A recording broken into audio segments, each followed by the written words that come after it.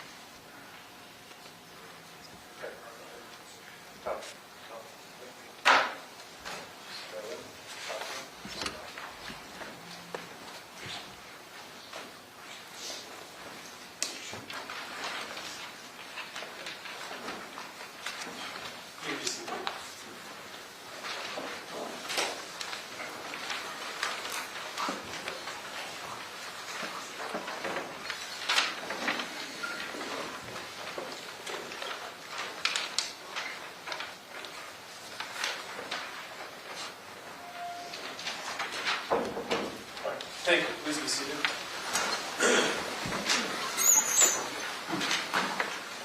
Members of the jury, just so you know, because you'll be going in and out a lot, when you come in, we're all standing for you. So you're welcome to sit as long as you come in. You don't have to keep standing. Whenever you're seated, I'll have the rest of the All right, members of the jury, I'm going to now read you the preliminary jury instructions. As I indicated to you, I'll be reading these not to be impersonal in any way, but to remain accurate. You will receive copies of what I provided you at this time.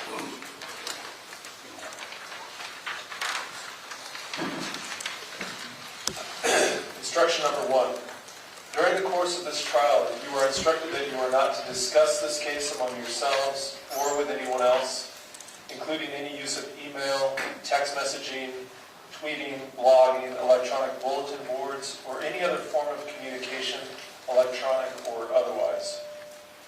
Do not conduct any personal investigation or look up any information from any source, including the internet.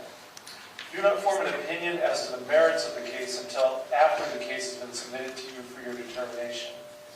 And for such time as you are on this jury, I'm also instructing you not to watch or listen to local news while you're serving on this jury. Instruction number 2. Now that you have been sworn as jurors to try this case, I want to go over with you what will be happening. I will describe how the trial will be conducted and what we will be doing. At the end of the trial, I will give you more detailed guidance on how you are to reach your decision. Because the state has the burden of proof, it goes first. After the state's opening statement, the defense may make an opening statement or may wait until the state has presented its case.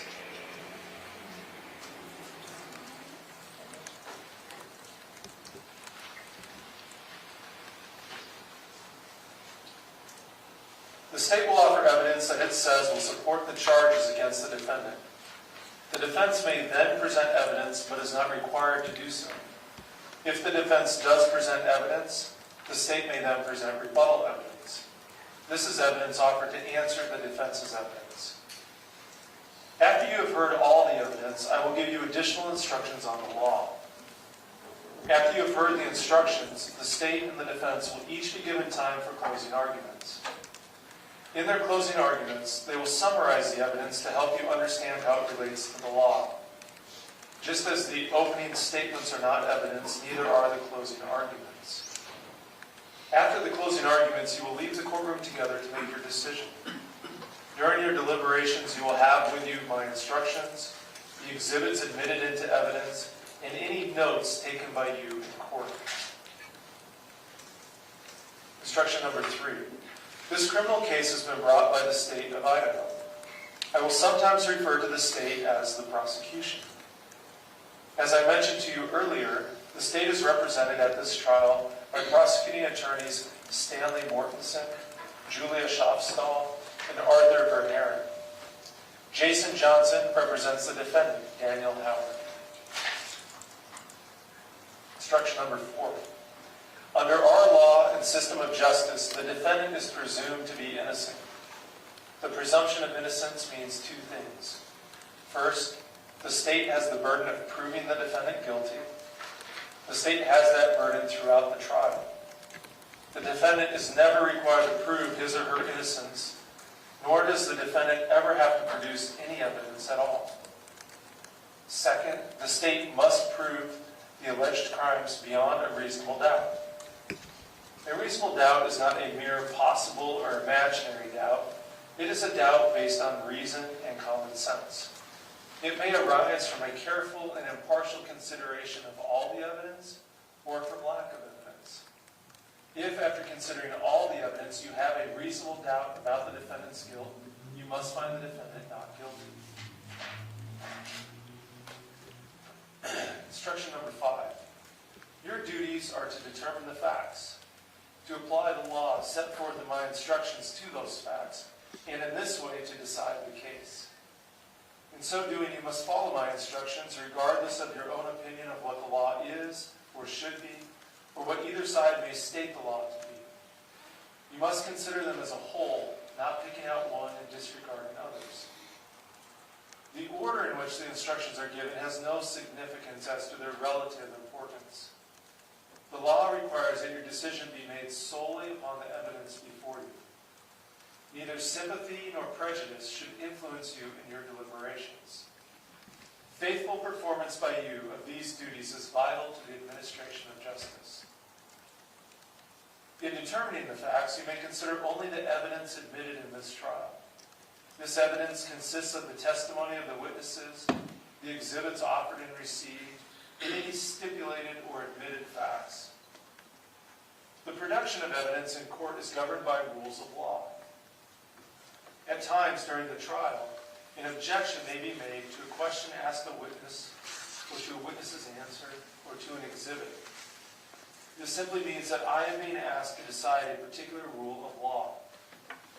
Arguments on the admissibility of evidence are designed to aid the court and are not to be considered by you nor affect your deliberations. If I sustain an objection to a question or to an exhibit, the witness may not answer the question or the exhibit may not be considered. Do not attempt to guess what the answer might have been or what the exhibit might have shown. Similarly, if I tell you not to consider a particular statement or exhibit, you should put it out of your mind and not refer to it or rely on it in your later deliberations. During the trial, I may have to talk with the parties about the rules of law which should apply in this case. Sometimes we'll talk right here at the bench, and other times I will excuse you from the courtroom so that you can be comfortable while we work out any problems. You are not to speculate about any such discussions. They are necessary from time to time and help the trial run more smoothly. Some of you have probably heard the terms circumstantial evidence, direct evidence, and hearsay evidence. Do not be concerned with these terms. You are to consider all the evidence admitted in this trial. However, the law does not require you to believe all the evidence. As the sole judges of the facts, you must determine what evidence you believe and what weight you attach to it. There is no magical formula by which one may evaluate testimony. You bring with you to this courtroom all of the experience and background of your lives. In your everyday affairs, You determine for yourselves whom you believe, what you believe, and how much weight you attach to what you are told. The same considerations that you use in your everyday dealings in making these decisions are the considerations which you should apply in your deliberations. In deciding what you believe, do not make your decision simply because more witnesses may have testified one way than the other. Your role is to think about the testimony of each witness you heard and decide how much you believe of what that witness had to say. A witness who has special knowledge in a particular matter may give an opinion on that matter. In determining the weight to be given such opinion, you should consider the qualifications and credibility of the witness and the reasons given for the opinion. You are not bound by such opinion. Give it the weight, if any, to which you deem it entitled. Instruction number 6. If during the trial I may say or do anything which suggests to you that I am inclined to favor the claims or position of any party, you will not permit yourself to be influenced by any such suggestion. I will not express, nor intend to express, nor will I intend to intimate any opinion as to which witnesses are or are not worthy of belief, what facts are or are not established, or what inferences should be drawn from the evidence. If any expression of mine seems to indicate an opinion relating to any of these matters, I instruct you to disregard it. Instruction number 7, do not concern yourself with the subject of penalty or punishment. That subject must not in any way affect your verdict. If you find the defendant guilty, it will be my duty to determine the appropriate penalty or punishment. As I indicated to you earlier, the death penalty is not a sentencing option for the court or the jury in this case. Instruction number 9. It is alleged that the crime charged was committed on a certain date. If you find the crime was committed, the proof need not show that it was committed on that precise date. Instruction number 10. If you wish, you may take notes to help you remember what witnesses said. If you do take notes, please keep them to yourself until you and your fellow jurors go to the jury room to decide the case.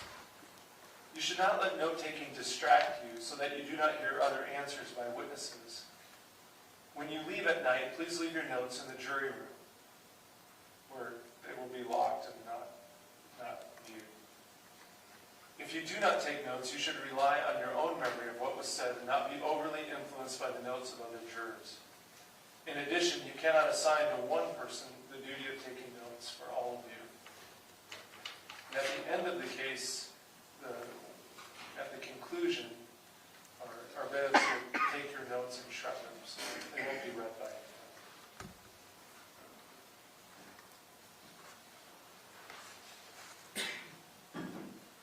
I know you've heard this instruction many times, but let me summarize it anyway.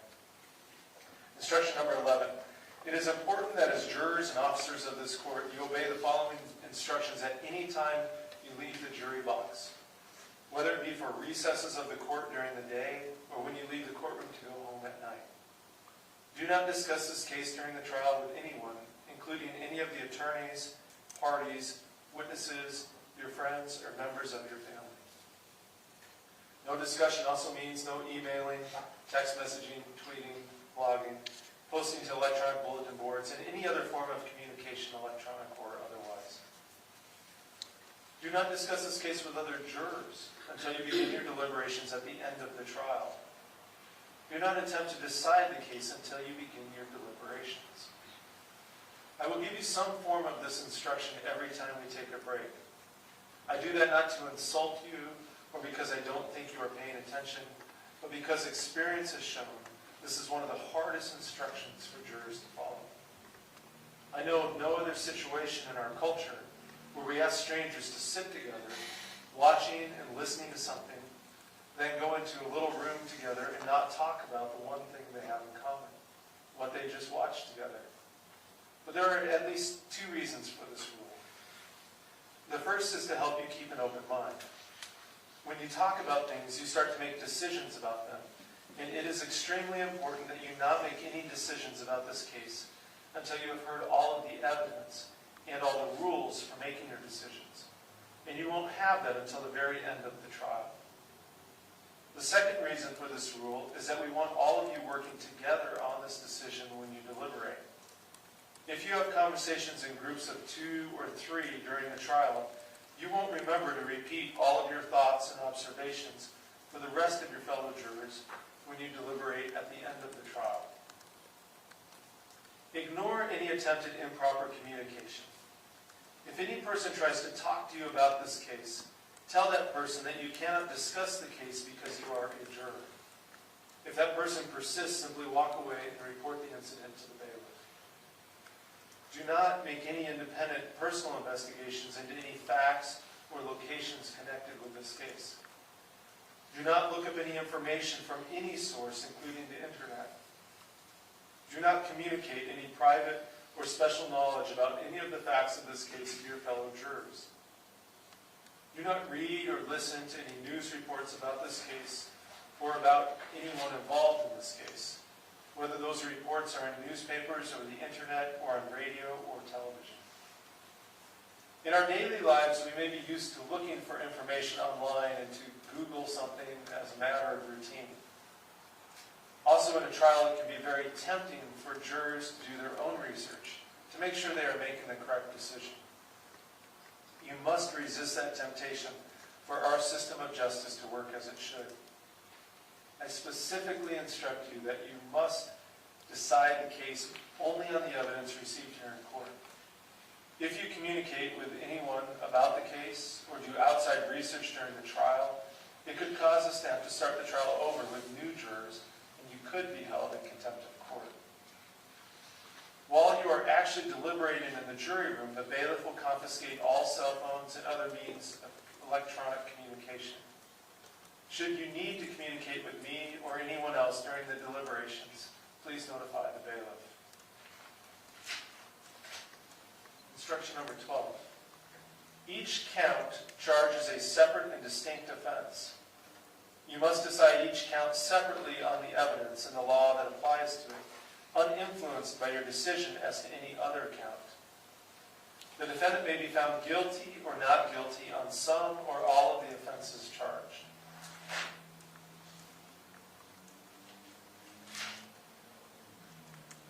The clerk will now read the indictment and state the defendant's plea. Remember, the indictment is simply a description of the charge. It is not evidence. In the District Court of the First Judicial District of the State of Idaho, in and for the County of Kootenai, State of Idaho plaintiff, Daniel Charles Howard, defendant. Count 1, that the defendant, Daniel Charles Howard, on or about the 10th day of July, 2020, in Kootenai County, Idaho, did, in committing a battery, inflict a traumatic injury or injuries upon the person of Kendy Howard, to wit, redness to her ear and bruising to her chest and arm, and where Kendy Howard and the defendant were household members. Count 2, that the defendant, Daniel Charles Howard, on or about the 2nd day of February 2021, in Kootenai County, Idaho, did unlawfully, deliberately, with malice, aforethought, and with premeditation, killed Kendy Howard, a human being, to wit, by asphyxiating her, all of to which is contrary to the force and effect in the statute in such case made and provided, and against the peace and dignity of the people of the state of Idaho. To these charges he pled not guilty. Stanley T. Mortensen, Kootenai County Prosecutor, Parker Heron, Deputy Prosecutor. Thank you. Before we begin, I believe the parties had earlier, when I spoke with you all, had agreed to exclude witnesses at such time, except as such time as they're testifying. Is that correct? Yes, sir. All right. We will turn now to opening statements. Statement go first.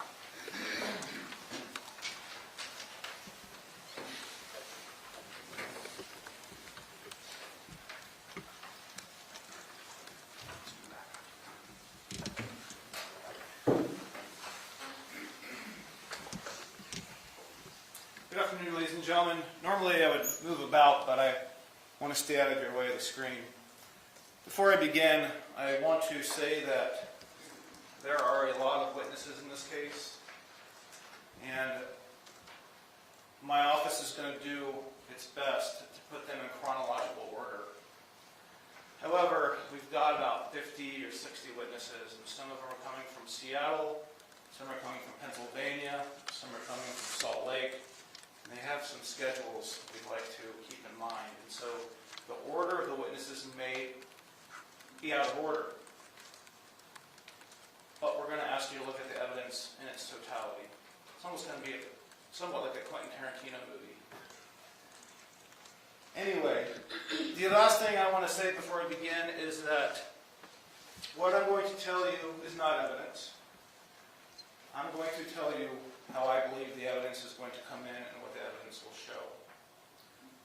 So with that, I want to introduce you to Kendy Howard. Kendy was a mother of 2 adult children. Kendy was a grandmother. Kendy worked for Kootenai Health for nearly 20 years.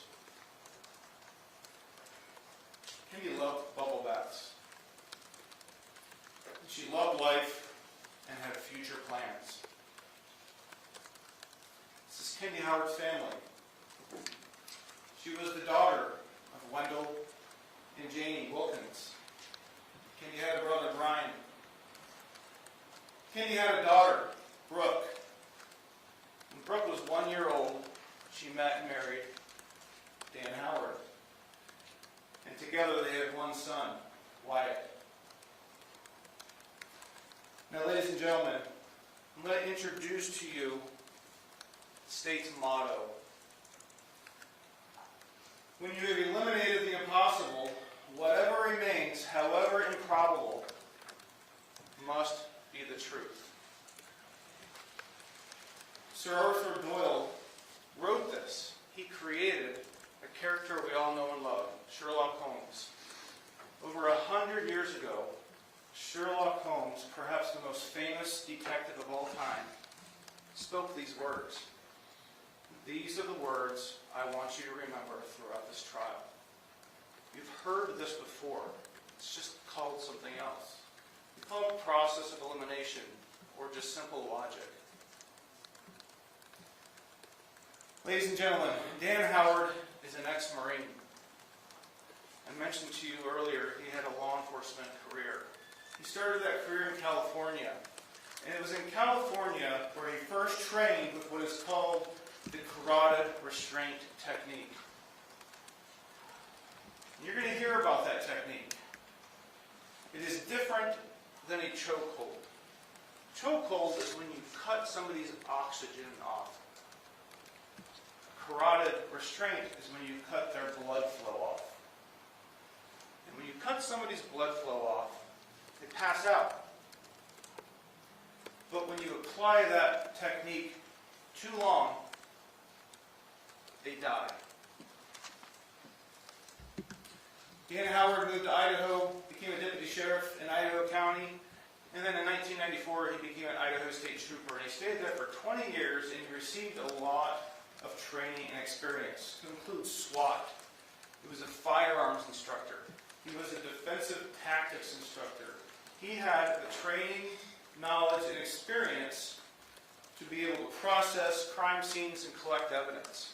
I'm talking about DNA, I'm talking about fingerprints, I'm talking about ballistics. Ladies and gentlemen, there are 2 sides to that coin.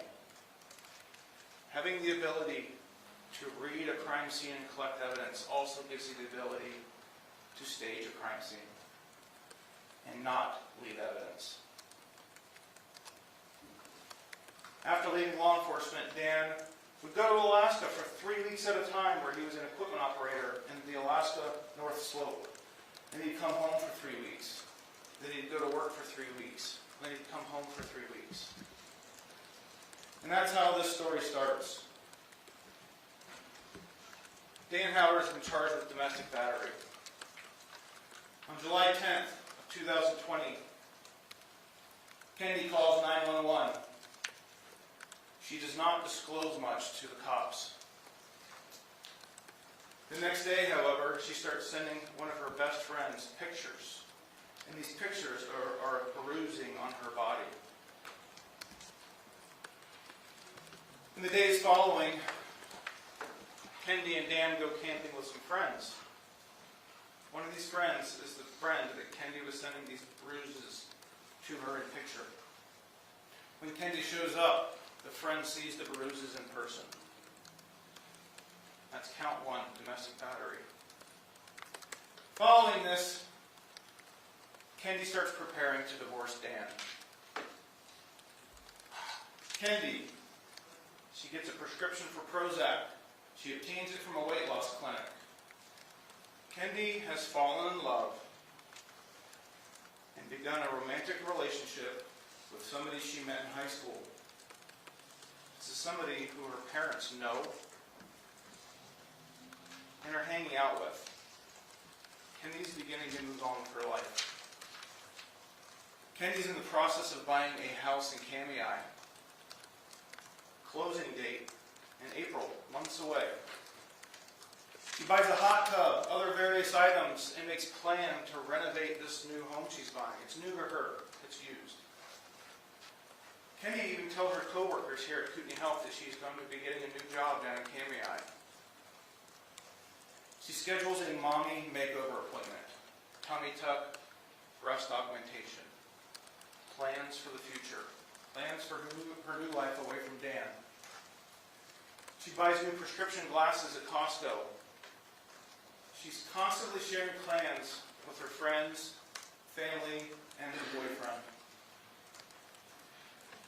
Together, Dan and Kendy have over $2 million in assets. And in Idaho, we call that community property. They have a house on 10 acres in Athol. They have 2 parcels of land in Spirit Lake. They have toys. They have a tractor, vehicles, motorcycle, boat, camper.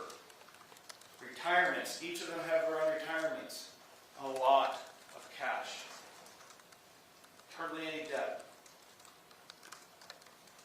Again, community property means that in the divorce, Kendy is going to get half of everything, even Dan's law enforcement retirement. January 2021. On the 26th, Kendy meets with the divorce attorney. This is happening when Dan is in Alaska. Her family knows. Dan doesn't know yet. He's working in Alaska. She meets with the defense attorney who explains the divorce process and answers her questions. Kendy leaves the meeting with divorce paperwork in hand. 2 days later, Kendy picks Dan up from the airport. He's returning home from Alaska. She tells Dan that she wants a divorce. She fills out the divorce paperwork with Dan. Next day, Kendy wakes up early in the morning. Dan is standing over her. Kendy sees that Dan is dressed in dark clothing and wearing gloves. Dan's holding an object. Kendy sees a handgun magazine laying on the floor. Kendy calls her boyfriend, who in turn calls her parents, and Kendy's mom calls 911. Kendy tells the officers that she thinks Dan was about to kill her. Kendy leaves the house that night, drives to Kootenai, and stays with her parents. A few days later, Kendy returns. On February 1st, Dan and Brian, who are friends, this is Kendy's brother, Brian, they work in Alaska together. Dan's father needs help moving something about 3 hours south of town. Dan picks Brian up, they drive down south. It's a 3-hour trip. A lot to talk about. I think Brian maybe lives halfway between, so maybe an hour and a half between the two of them. Dan is suspicious that Kendy's having an affair. So Dan confronts Brian with this, and Brian confirms that Kendy is having an affair. Dan doesn't sleep that night. Brian can hear Dan pacing. all night. The next day they wake up. Dan drives recklessly the whole way back to town. Same day, February 2nd. Kendy's last day. Kendy goes to work. Kendy hears that her new home has passed inspection. Kendy gets her nails done. This is somebody who isn't suicidal. Kendy goes to McDonald's on her way home to Athol and gets dinner. Later that night, Dan calls 911. Tells law enforcement that Kendy shot herself. Deputies arrive. Detectives arrive. Red flags are going up. Some very experienced deputies and detectives are starting to become suspicious of what they see. They find Kendy naked in a bathtub. Even brand new, inexperienced deputies are starting to notice that things are not adding up. Crime scene. Dan says Kendy shot herself. Gunshot wound to the mouth is found. No witnesses. Dan's the only one in the house. Officers notice some things. Again, Kendy's naked in the bathtub. Water was still warm. There's bubbles in it. Dan appears to be crying. There's no tears. None of Kendy's clothes are found in the bathroom. There's glass on the bedroom floor. There's a lot less blood in the bathroom than the deputies would expect after somebody's been shot in the mouth. Dan has fresh deodorant on his shirt. There are clothes in the dryer. Wood-burning stove is cooking. When somebody dies, it's very common for the body to go to Spokane, where there's an autopsy. This autopsy was performed by a pathologist, a medical examiner. This medical examiner had a long career and had done hundreds of autopsies. He was about to retire. This is Dr. Howard, no relation to Dan. Dr. Howard has short-timer's disease. He's shown up to work, he's performing autopsies, but his colleagues are noticing he's kind of checked out. The autopsy fails to recognize some important things that the detectives are picking up on. Kendy has bruising on her body that got there before she died. Medical experts can determine that on various places of her body.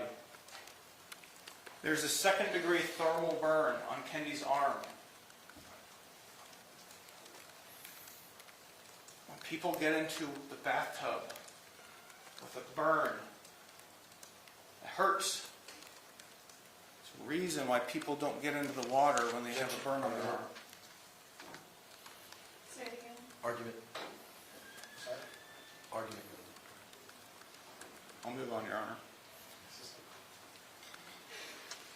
The evidence will show that Kendy suffered a broken jaw before she died. Evidence will show that Kendy had signs of suffocation on her body, to include bruising on her chest. Evidence will show that there was a lack of blood at the crime scene. Ladies and gentlemen, there's a timeline here. February 2nd, the day of Kendy's death. February 3rd is the autopsy. Almost 5.5 months later, we get a coroner's report. After an autopsy, the autopsy then goes back to Kootenai County, and our Kootenai County coroner reviews the death, all the evidence. And when a coroner gets all this evidence, they have to fit the death into one of 5 categories. Was this death natural causes? Cancer. Was this death an accident? Were they hiking and they slipped off the cliff and they fell to their death? Was this a suicide? Was this a homicide? When the coroner can't pick one of those 4, they pick undetermined. And that is exactly what happened in this case. The sheriff's office considered that another red flag. After receiving the coroner's report, a 2-year investigation was conducted into Kendy's death. Ladies and gentlemen, the evidence will come in and will demonstrate that this was not a suicide. There will also be evidence that this was a homicide. Evidence will show that Kendy died of asphyxiation. That's the result of a carotid restraint. Something Dan knew how to do. Evidence will show that Kendy was shot in her mouth, but that happened after she was already dead. This explains the lack of the blood at the crime scene. When somebody's dead, their heart slows down and then stops beating. When the heart is slowing down and stops beating, less blood is leaving the body. Loss or lack of blood at the crime scene. The evidence will show that this scene was staged to look like a suicide. 3 questions. Who? Who had the opportunity? Well, Dan was the only other one in the house. Evidence will show you that. How? Who had the ability to stage a crime scene? Dan had the law enforcement training and experience needed to hide or leave little evidence at the scene. Why? What's the motive? Kendy was going to take half of everything in the divorce. $1 million. Ladies and gentlemen, after hearing all this evidence, you are going to have information that the coroner did not have when ruling Kendy's death undetermined. After all the evidence comes in, you're going to be able to rule out natural causes. You're going to be able to rule out accident. If it's suicide or homicide, it's undetermined. But you're going to hear evidence that this was not a suicide.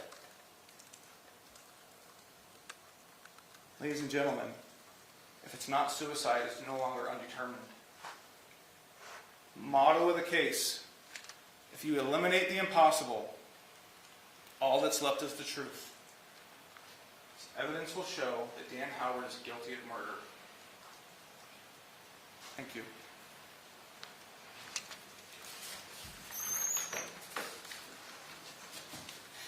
Thank you, Ms. Watson. Mr. Johnson, your opening.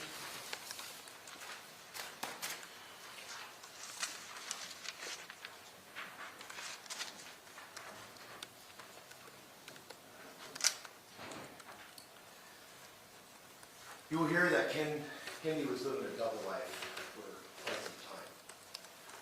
And speaking about impossible, you will hear from the state's psychological expert that it is impossible to determine Kendy's suicidality, whether she was suicidal.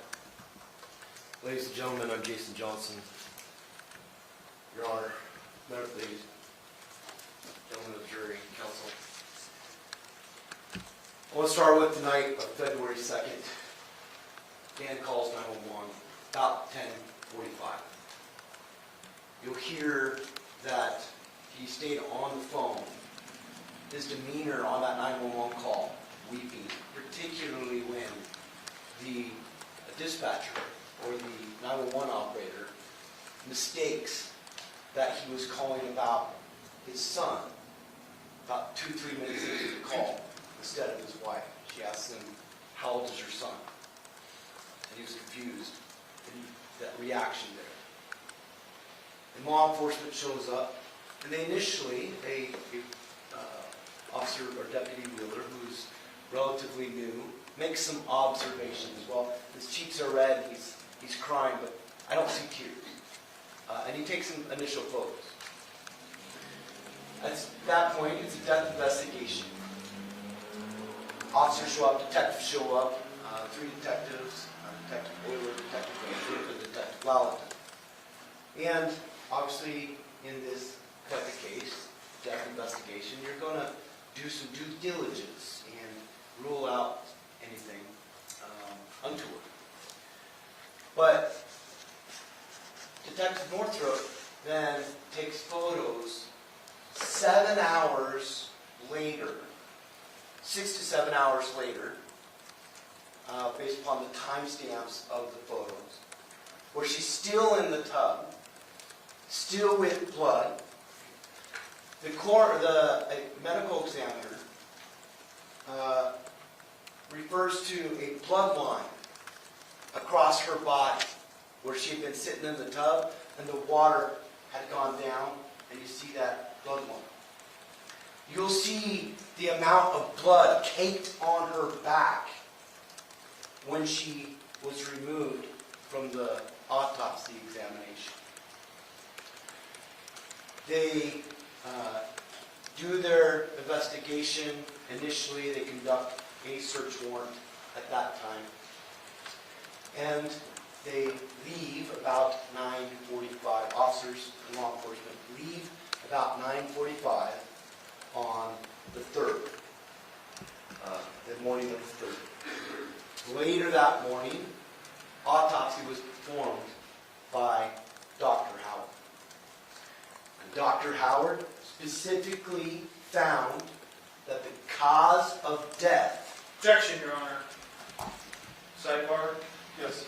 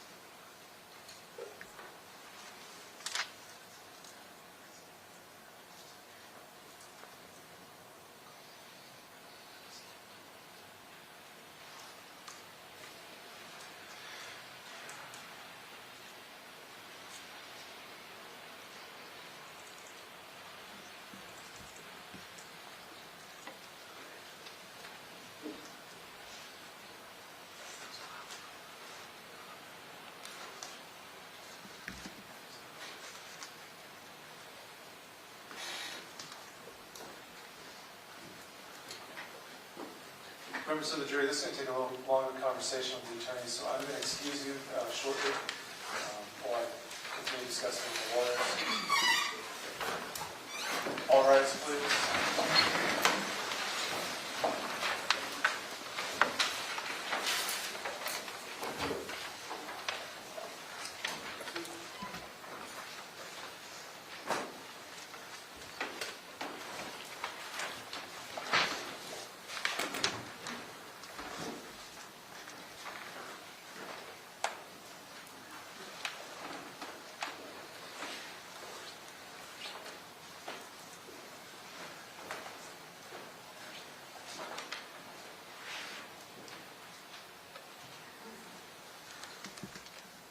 You can be seated.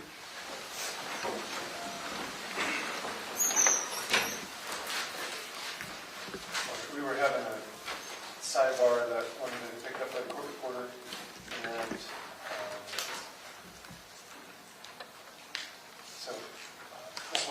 like to state your objection. Thank you. Your Honor, I'm going to try to keep this very simple and short. This was litigated well before trial. Dr. Howard's conclusions are hearsay. They can't come in except through Dr. Howard. Now, there are going to be some experts in this case who rely on other people's work, to include Dr. Howard's work. But those experts are going to be testifying about their own opinions. Dr. Howard's work, his opinions cannot come in. It's just hearsay. Just because something's written in a report, just because something's provided to the defense, and just because something's given to another expert in formulating their own opinions, doesn't mean that everything comes in. Everything that comes into evidence has to comply with the rules of evidence. And this is rank hearsay. And this is litigated, and the court gave a ruling on this. We're getting close to sanctionable. I don't think the defense should be permitted to get into this, especially in opening statements. We have no way of knowing what evidence is going to come in. And this is something, again, it's just been litigated, and Mr. Johnson should be held to the rules the same way the state is. Thank you, Your Honor. Thank you. Mr. Johnson? Thank you, Your Honor. Your Honor, it's, as mentioned, it's very clear from both our experts and the state's experts that every single expert has reviewed the autopsy report and has made a conclusion on whether or not they agree or disagree with the cause of death. For instance, Dr. Desmoulin, defense expert, has reviewed everything, done the biomechanical engineering, all that. Detective Lallican had a conversation with the replacement of Dr. Howard in January of last year, trying to see if there was anything different that he could find. And he did. Dr. Mott confirmed that the cause of death was gunshot wound to the neck. That's why, frankly, I think it's disingenuous for the state 4 weeks before trial to change their theory, and why we wanted to All right, let me get you up there. That's not what we're talking about. This was the subject of a motion in limine, specifically that any opinion of Dr. Howard as to the cause of death being gunshot wound, unless offered by Dr. Howard himself. And he's in testimony. we plan on calling him. Well, I granted the motion in limine, and I'm not allowing that until such time as that comes in as testimony. I think it's, at least as I understood from the motion in limine, it's debatable whether or not he ultimately is testifying, and if that ultimately is his opinion, and you cannot bootstrap it through other experts, put his opinion in. Again, we had this hearing, I'm relying on the arguments made at the motion in limine at the time I granted it. So I'm sustaining the objection not to provide that opinion in opening statement. We would take exception to the right here. Okay? Thank you. All right, we'll bring the jury, and I'll expect you to move forward with your opening without reference to Dr. Howard.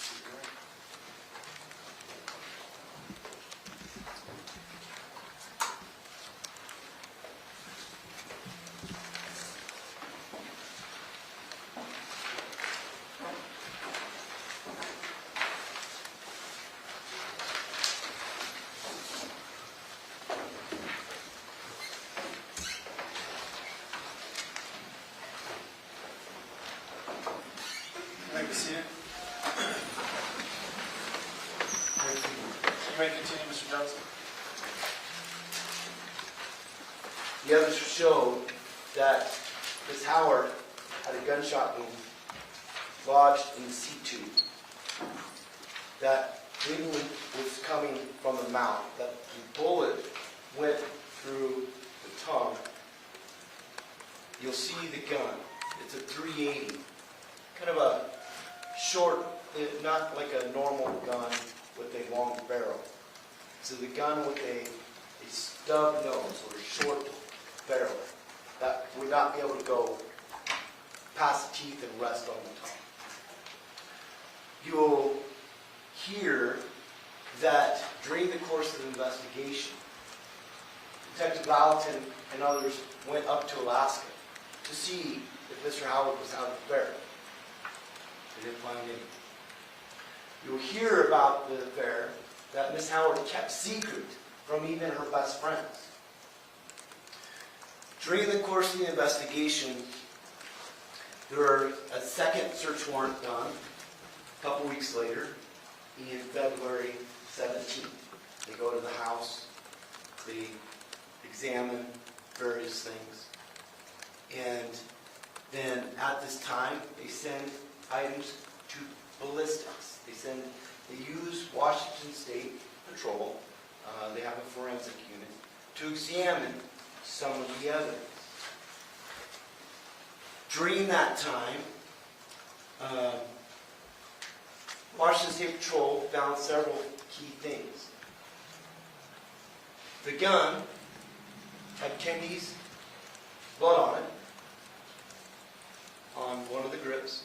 It had her DNA on it, and another male's DNA.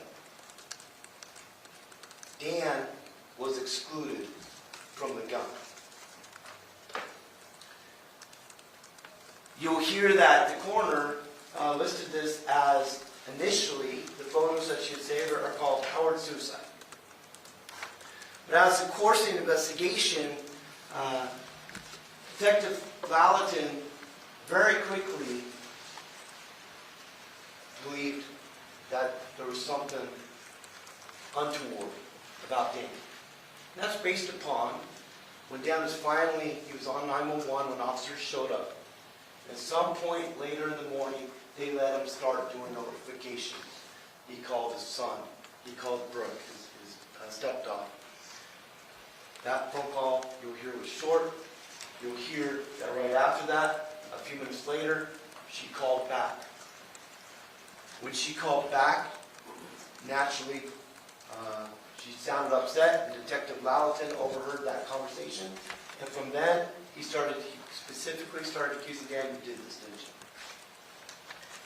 And Detective Valentin conducted a couple of years of investigation trying to find Dan. At some point, officers obviously fill out police reports, detectives fill out police reports. The first time a police report mentions anything about a carotid restraint wasn't until April of 2023. Prior to that, Detective Valentin had a conversation with the replacement, Dr. Mott, a replacement for Dr. Howard after he had retired, to see if his opinions would be any different. It wasn't until after that sometime in this police report there's a mention of carotid restraint. But you'll hear that there is no damage to the highway. There is no petechia. She just had her nails done. There is no DNA or samples from Dan under her fingernails. There is no defensive wounds from being restrained that Miss Howard put on Dan. You hear that she took a bath every night. You will also hear that night she had an iPhone, and like a lot of iPhones, It keeps track of your steps. You'll see that she went up the floor, do her nightly routine, took a bath. You'll see that at one point, about 10-11-ish, she took 43 steps. There's a wet towel in the bedroom. Her purse was now in the bathroom where she normally kept the gun. 43 steps. The bath mat was wet, but nothing else around was wet. Just the bath mat. 43 steps.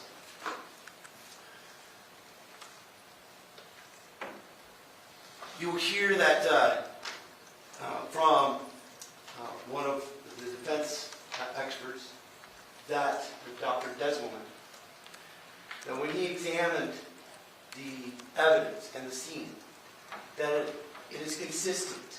The body position, the mechanics, the gun placement is consistent with suicide. We talked about Philip Hanger, Dr. Hanger. You'll hear about some of the things that would lead to suicide. Dr. Hanger will testify that a person who's trying to break off from alcohol is susceptible to suicide. You'll hear that she is not content with her body. She is struggling with whether she wants to leave Dan even after everything went down. In fact, what you will hear is that her brother and her got in a huge fight. The last text that Miss Howard sent was to her friend Tana about how her brother had blocked her because they got in a fight. Brother. So during all this investigation, members of the state investigators, Ms. Marhofer, was going through the phones. While going through the phones, she came across a photo from about 7 months prior, from July of 2020. This photo has a large bruise that kind of trails up to the center. Also, she has a bruising on her arm and some red. She has sent her paramour, her secret lover, Mr. Prado, and her friend Michelle messages around that time. And she never specifically says, Dan did it. But you'll hear that 2 other people were present. Neighbors who saw her when they were there, their neighbors, and they were loading up the boat to go to Dorshak. Dan and Kendy were loading up the boat. And she had slipped on the step that leads to the front of the boat where the trolling motor is. On the 10th of July, law enforcement was called. And you may hear that call, and you can make your observations about that call. But she's calling and is hysterical. I think Dan committed suicide. I heard a gunshot. Here, it is very common for Dan to fire guns. It is a large parcel in Apple to fire guns. And so I don't know if we'll have an answer why that would surprise her. But law enforcement shows up, and she specifically denies any physical abuse. They are in Dorshak, and you'll see pictures of them at Dorshak, loving, in a bathing suit, bruise showing. But that is the basis of the battery charge. During this time, Dan, for several years, has been working construction. First in North Dakota, then in Alaska. He's working in the oil fields. 3 weeks on, 2, 3 weeks off.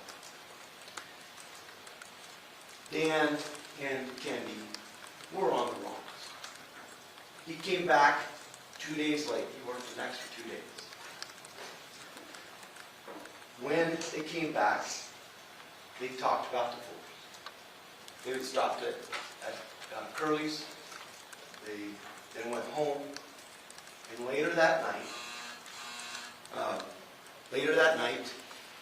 911 gets a call. Now, she was on the phone with her lover, who then got in touch with the parents. You'll hear that the differences between those two, between July when she called 911 to where she was on the phone with someone else to have someone else call. Law enforcement shows up. Again, it's not in dark clothing. He's in like these tan greenish khakis and a sweatshirt.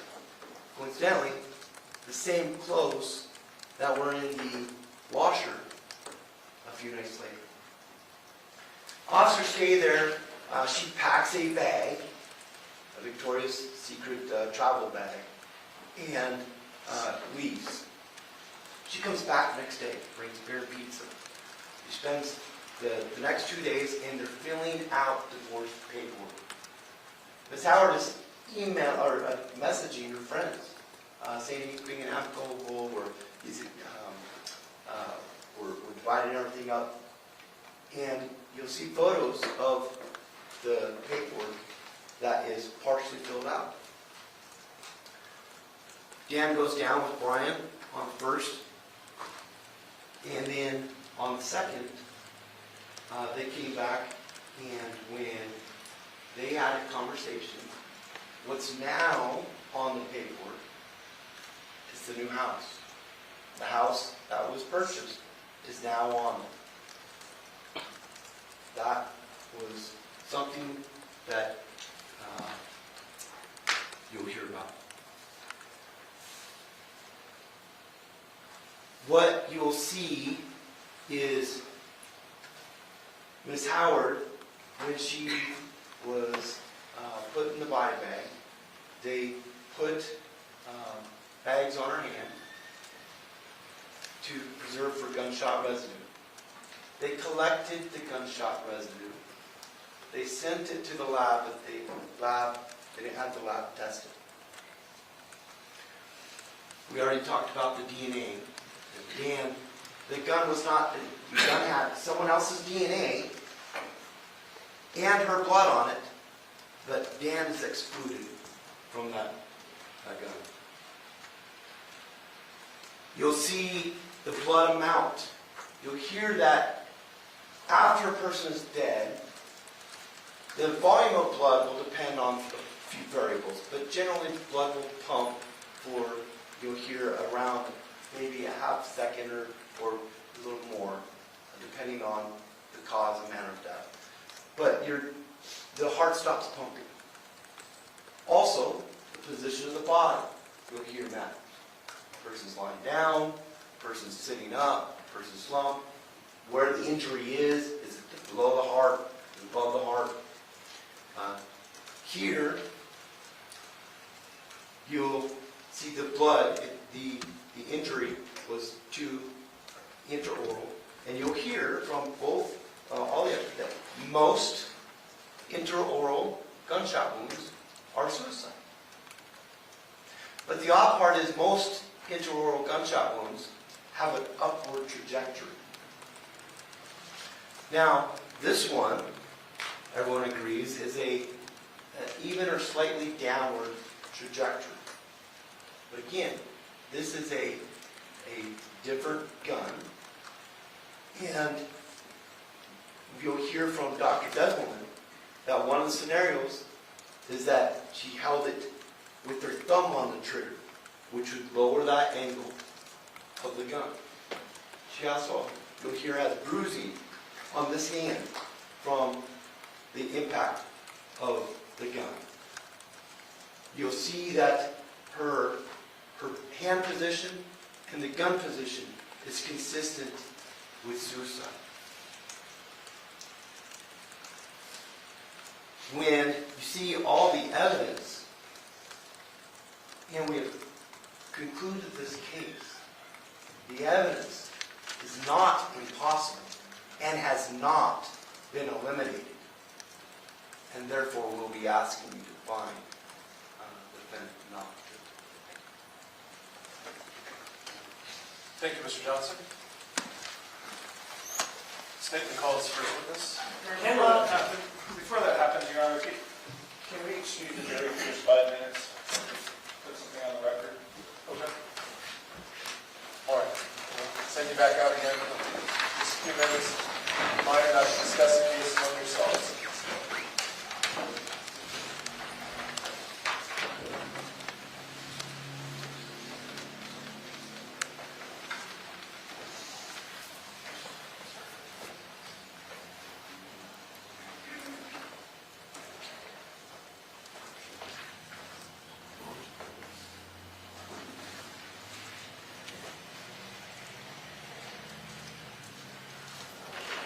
Do this.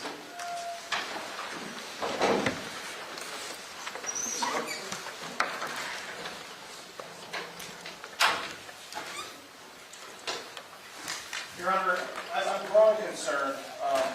I didn't object, but during opening statements, the defense alluded to this phone call and the belief that Mr. Howard may have shot himself, committed suicide. I do believe that was the topic of some pretrial litigation. I believe there was a ruling on that. And the reason why I'm growing concerned is because twice now, during opening statements, the defense has disregarded court rulings. And this puts the state at a severe disadvantage.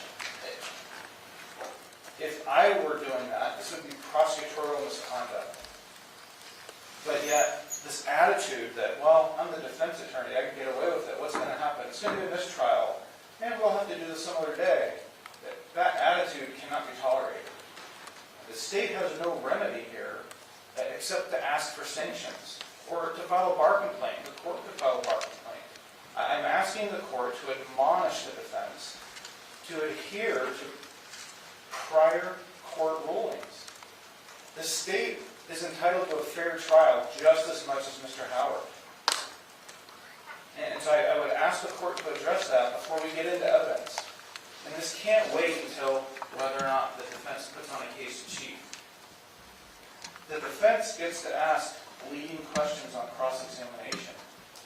If Mr. Johnson is going to build hearsay and inadmissible evidence into his questioning of state's witnesses, the jury's going to hear that before I get to object. And again, Your Honor, if this is going to be the attitude moving forward, or Mr. Johnson's tactics, the state is at a severe disadvantage. So I would just ask the court to please revisit with the defense prior court rulings and admonish them to follow those orders. Thank you. Mr. Johnson. Well, I guess first I'd like to be a little more specific of what he's referring to, because if he's referring to Detective Alton having a conversation during the course of the investigation, I did not refer to what Dr. Mott said, number one. I referred to a conversation that the Detective Alton had. That's within the scope. There's not been a pretrial motion on that. I don't think Dr. Mott himself has come up with a pretrial motion. We did not give an opinion or refer to an opinion of Dr. Mott. I referred to Detective Loughton's actions. He called or had a conversation with Dr. Mott regarding whether he disagreed with the autopsy. That's not subject to pretrial ruling. That's fair game and cross. That's an appropriate question. And if the answer is different than what I presented, then I look bad. If he did have that conversation, but we know he did because we have the police report.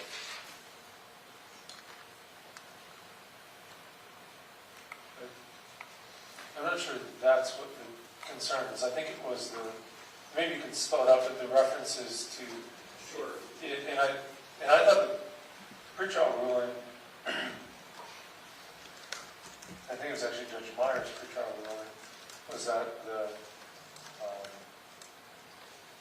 the gunshot that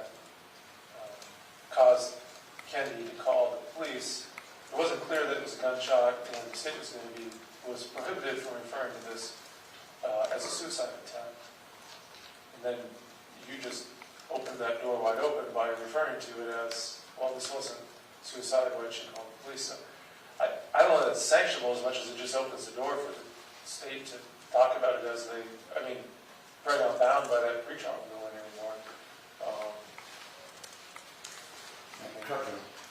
So if you want to open that door, I mean, you did. So I'll say the state's no longer bound by that pretrial ruling.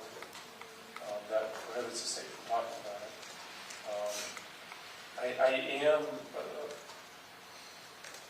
I'm a little concerned, maybe not to the same level the state's arguing, but that we had extensive pretrial motion practice and rulings. A lot of those were oral rulings, just given the amount of time and trying to get them done, but I at least reduced them to writing in terms of like granted, denied, et cetera, so everyone would be able to refer back to it.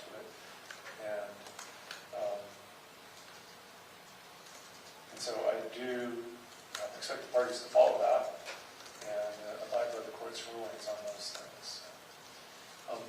Ms. Warrenson, am I correct that that's what you were referring to? Yes, Your Honor. There was 12 B motions, and there was a written order from the court, and it was specifically regarding suicide attempt that mentioned on that phone call. So, I think it was the state wasn't to refer to that as a suicide attempt or talk about that, but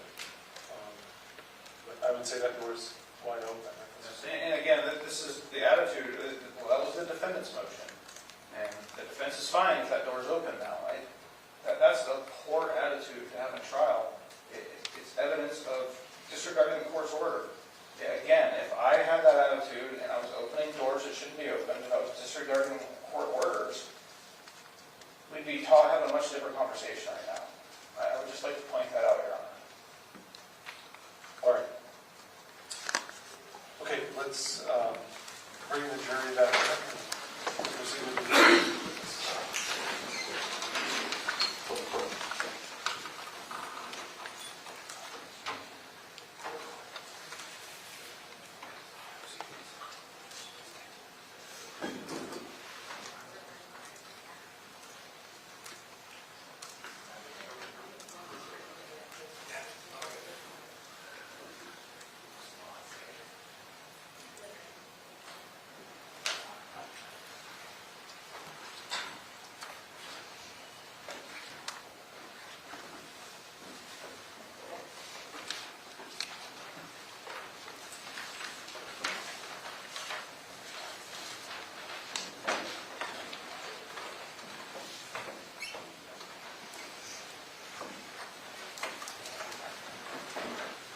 You be seated, thank you.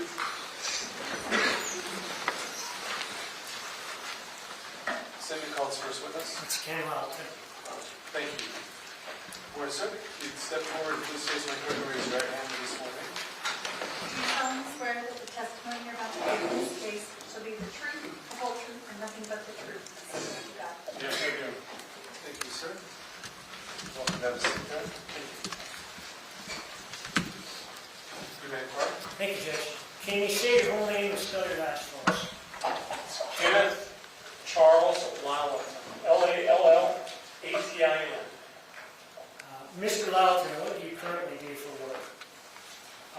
Well, I'm currently working for Olo Builders, which is a national home building company. I was recently hired to manage their local office. Before that, how were you employed? With the Kootenai County Sheriff's Office as a detective sergeant. At some point, did you retire? I did, When was that? September 2023. Can you describe for us your law enforcement career before you retired? Well, for the last approximately 18 years, I worked in the detective division as a detective sergeant, investigating and supervising major crimes and crimes against persons, to include investigating death scenes, suicides, homicides, suspicious deaths, crimes against children, sexual assaults against adults, and I was also a member investigated officer-involved shootings and other incidents of that nature, as well as one of my other responsibilities was to investigate and conduct internal investigations when there was accusations of wrongdoing by other peace officers. In the sheriff's department, what did you do before that?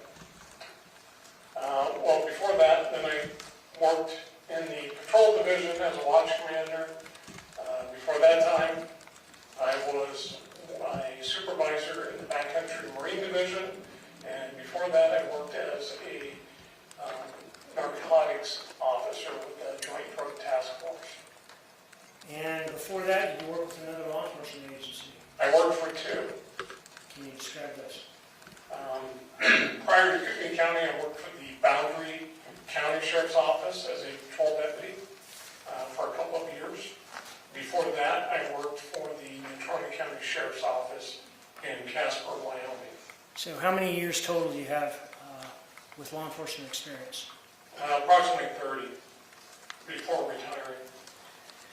On February 2nd of 2021, did you become involved in the case involving Dan Howard? Yes, I did. Is he here today? Yes, he is. Can you please point him out, describe where he's seated, tell us what he's wearing? Mr. Howard is seated at the defense table. He's closest to the jury. Gray jacket, light colored, possibly pink shirt. Was this your case to begin with?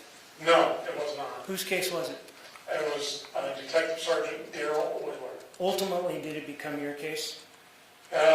Yes, Why is that? because Sergeant Wheeler retired from the sheriff's office.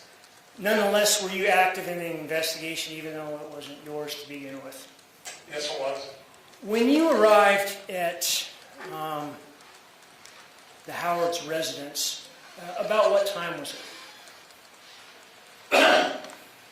I believe Sergeant Wheeler and I arrived at the residence about 1:45 midnight, 15 to 20 minutes before midnight. Were you called out from home, I was. and was he as well?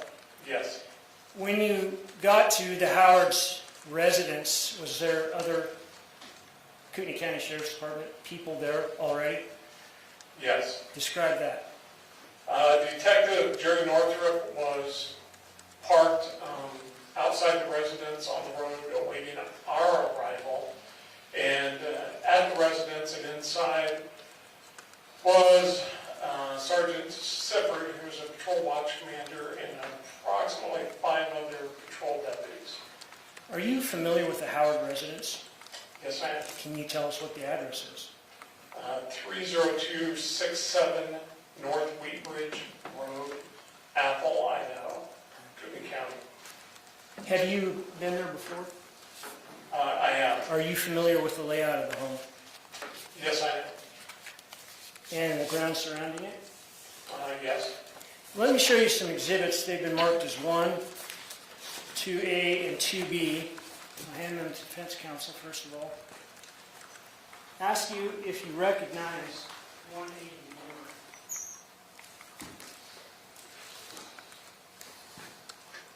Yes, I do. Do you recognize that? That is an aerial photograph of the Dan Howard property on North Wheat Ridge Road. An accurate layout of the buildings on that property. Yes, it appears to be. And the next two are been marked as 2A and 2B. Take a look at those. Starting with 2A, will you recognize that to be? That appears to be the floor plan of the main level of the Dan Howard residence. And so by floor plan, you're referring to rooms, walls, closets, beds, furniture, that kind of thing. That's correct. And then 2B? That would be the basement area of Dan Howard's residence at 30267 North Wheat Ridge Road in Apple, Idaho. Okay. Again, showing the same items that 2A had. Yes. Does this appear accurate in terms of the layout, complete with the furniture that the house was back in That's my recollection, yes. Move to admit on 1, 2A, and 2B. Still good. Any objection? Exhibits 1, 2A, and 2B are admitted. Move to publish the same. You may publish.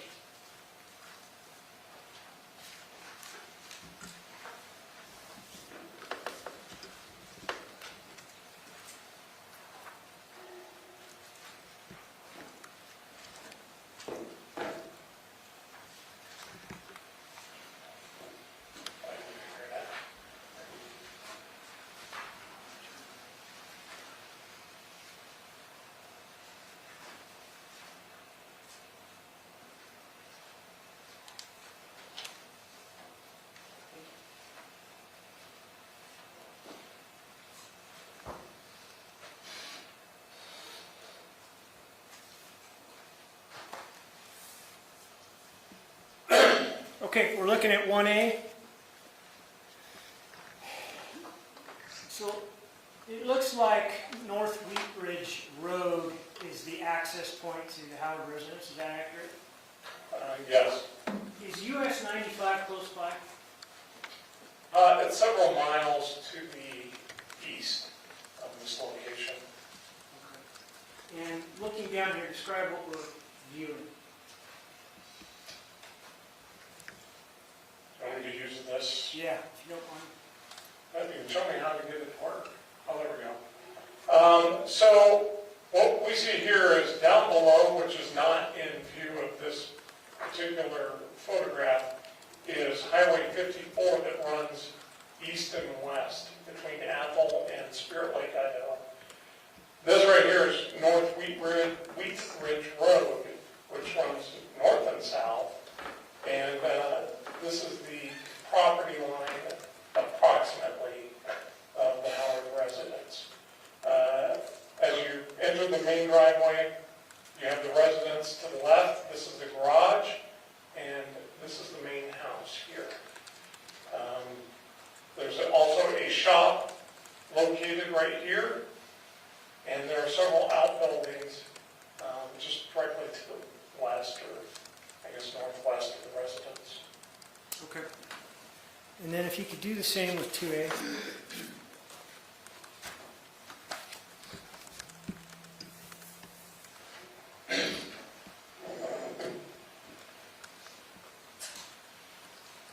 So if you enter the residence through the garage, which we did that evening, there's a man door right here that enters into the kitchen, dining room area. And then there's a living room with some furniture. There's a couch, a chair, I believe, right there. And then you can go downstairs from there. It's a split level style residence.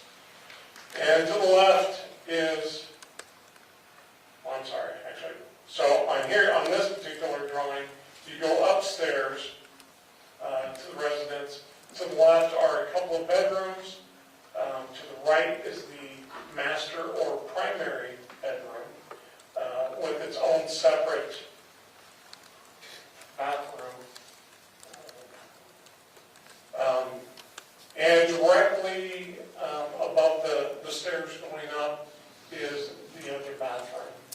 Before I show you B, let me ask you a few more questions about that night and 2A. So when you and the other detectives arrive, did you end up waiting there for a lengthy period of time? Yes, quite a while. Like how long about? From the time we arrived there, I would say we were at the residence total probably a good 8.5 hours, maybe 9 hours. And what was the reason for much of that delay? Waiting on the search warrant to arrive. When you got there initially and you went through the garage and you go into the living room, tell us what you could see. Well, when we arrived, we entered, I don't know, can you see that? Yeah. We had entered through the open garage door into the main door. When I walked in, I could see Dan Howard's seated in the living room area. There were some deputies in the residence. We were then directed upstairs, where in this main central bathroom, I observed quite later, well, who I recognized to be Kendy Howard. So you had met Kendy Howard prior to this date? Yes. And was Kendy Howard in that bathtub as depicted in 2A? Or at least approximately. I would say that's a reasonable diagram. Okay, and was she deceased? She was. Okay, after viewing Kendy, did you go back downstairs? Yes. Ultimately, did you at some point become familiar with not the main floor, but downstairs? Yes. What was depicted in 2A? I mean, excuse me, 2B. We'll take a look at that briefly, and maybe you can do the same thing that you've done with the other exhibits with that.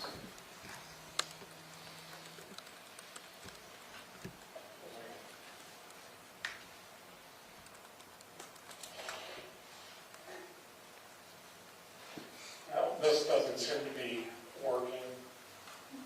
To get to this downstairs room, we're simply taking the stairs down. Yes, like I said before, it's a split level residence or tri-level. This would be the This would be the basement, so you go down to the left of the stairs.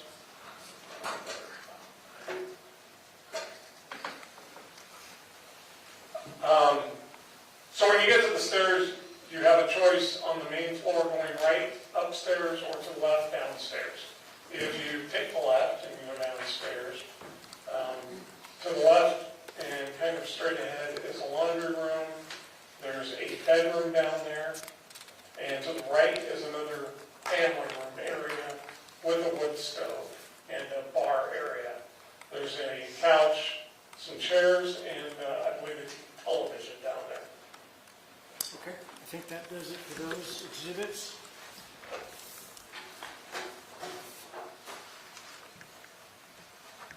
Let me ask you a couple more questions about any objects that you could see in the bathtub with Kendy. Were there any? Yes, there was. What was it? Most notably, I saw or observed a handgun to the right of her, laying at the bottom of the bathtub. And there was what appeared to be a spent shell casing on the bottom of the tub between her legs. Was there still water in the bathtub? There was water. About how much approximately? I couldn't tell you exactly right now how much was in there. Were you able to see through this water and view those objects without taking them out? Oh, yes. Did you and Detective Euler end up waiting for that search warrant, and then during the time the search warrant was executed, having a very lengthy conversation with Dan Howard? I guess it would be the early morning hours of February 3rd, 2021. Yeah, I wouldn't necessarily categorize it as lengthy because we took some breaks in between while we were waiting for the search warrant, but yes. Was it recorded? Yes, it was. And who recorded it? Detective Sergeant Darrell Euler. How? Using a body camera that had both video and audio. All right. During the entire time, essentially? Yeah, as far as I know, during the entire contact with Dan Howard, yes. Okay, so those recordings are lengthy. They are. I just want to ask you some specific questions about that conversation that you and Detective Euler had with Mr. Howard. We're going to watch those recordings next week at some point, okay? Okay. All right, so I know you told us that you've met Dan Howard before. Have you talked with Dan Howard before? Yes, I have. Is Dan Howard the kind of person that looks you in the eye when he speaks to you? Yes. Would Dan Howard look you in the eye early that morning? Objection, foundation. Lay a little bit more foundation about his interactions that would lead him to make that determination about. How many times have you spoken with Dan Howard since you've known him?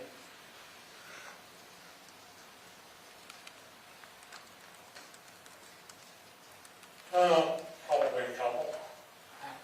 When was the last time you had a conversation with Dan Howard? Prior to this evening, Yes. would have been probably 10 years before this. And what was your relationship with Dan Howard back in 2014? Okay. Sidebar.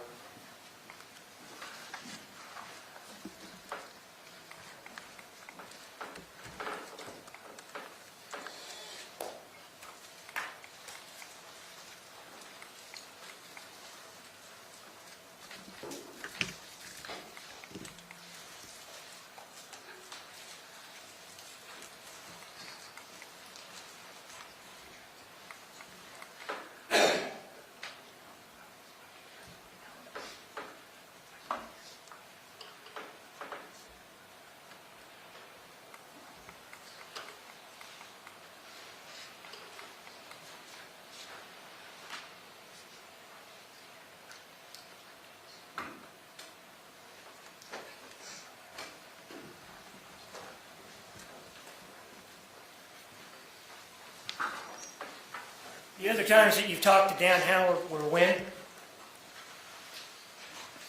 Prior to that 10 years, Prior to prior, February 2nd, 2021. it would have been about 10 years prior.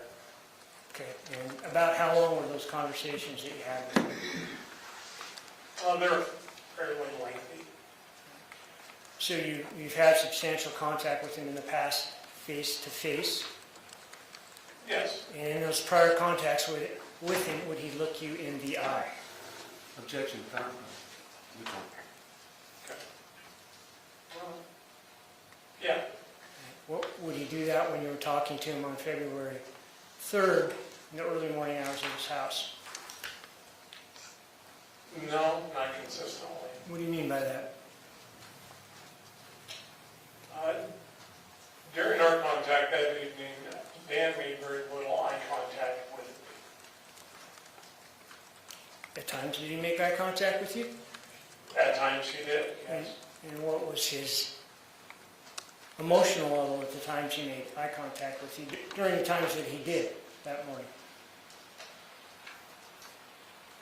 I would say he appeared to be frustrated or trying to explain something. Objection, speculation.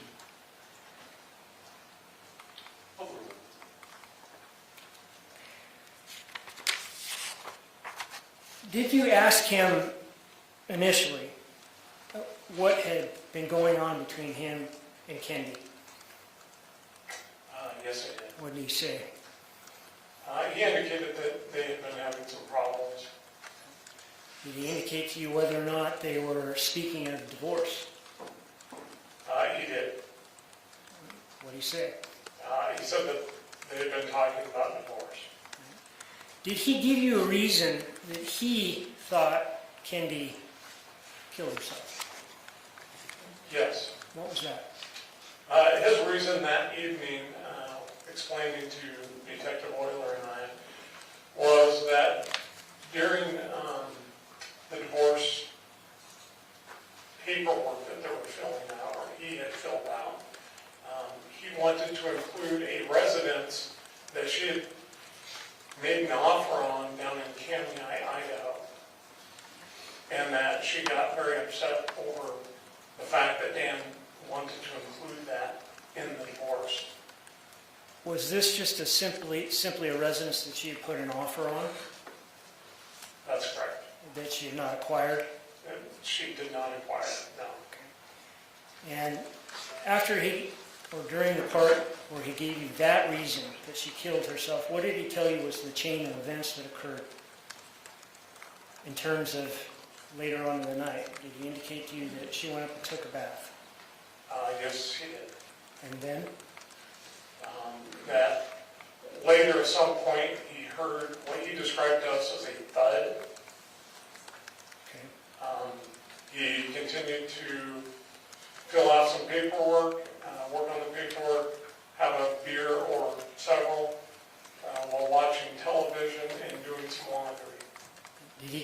time frame in terms of hearing the thud upstairs and him going to check on Kendy? Ultimately, he estimated between 1 and 1.5 hours. And what did he say he saw when he went upstairs to check in on Kendy? That he found Kendy in the bathtub unresponsive. And did he describe to you the condition or temperature of her body? Warm. I'm sorry. Actually, I believe he told us that she was cold to the touch. At some point in your conversation with Mr. Howard, did you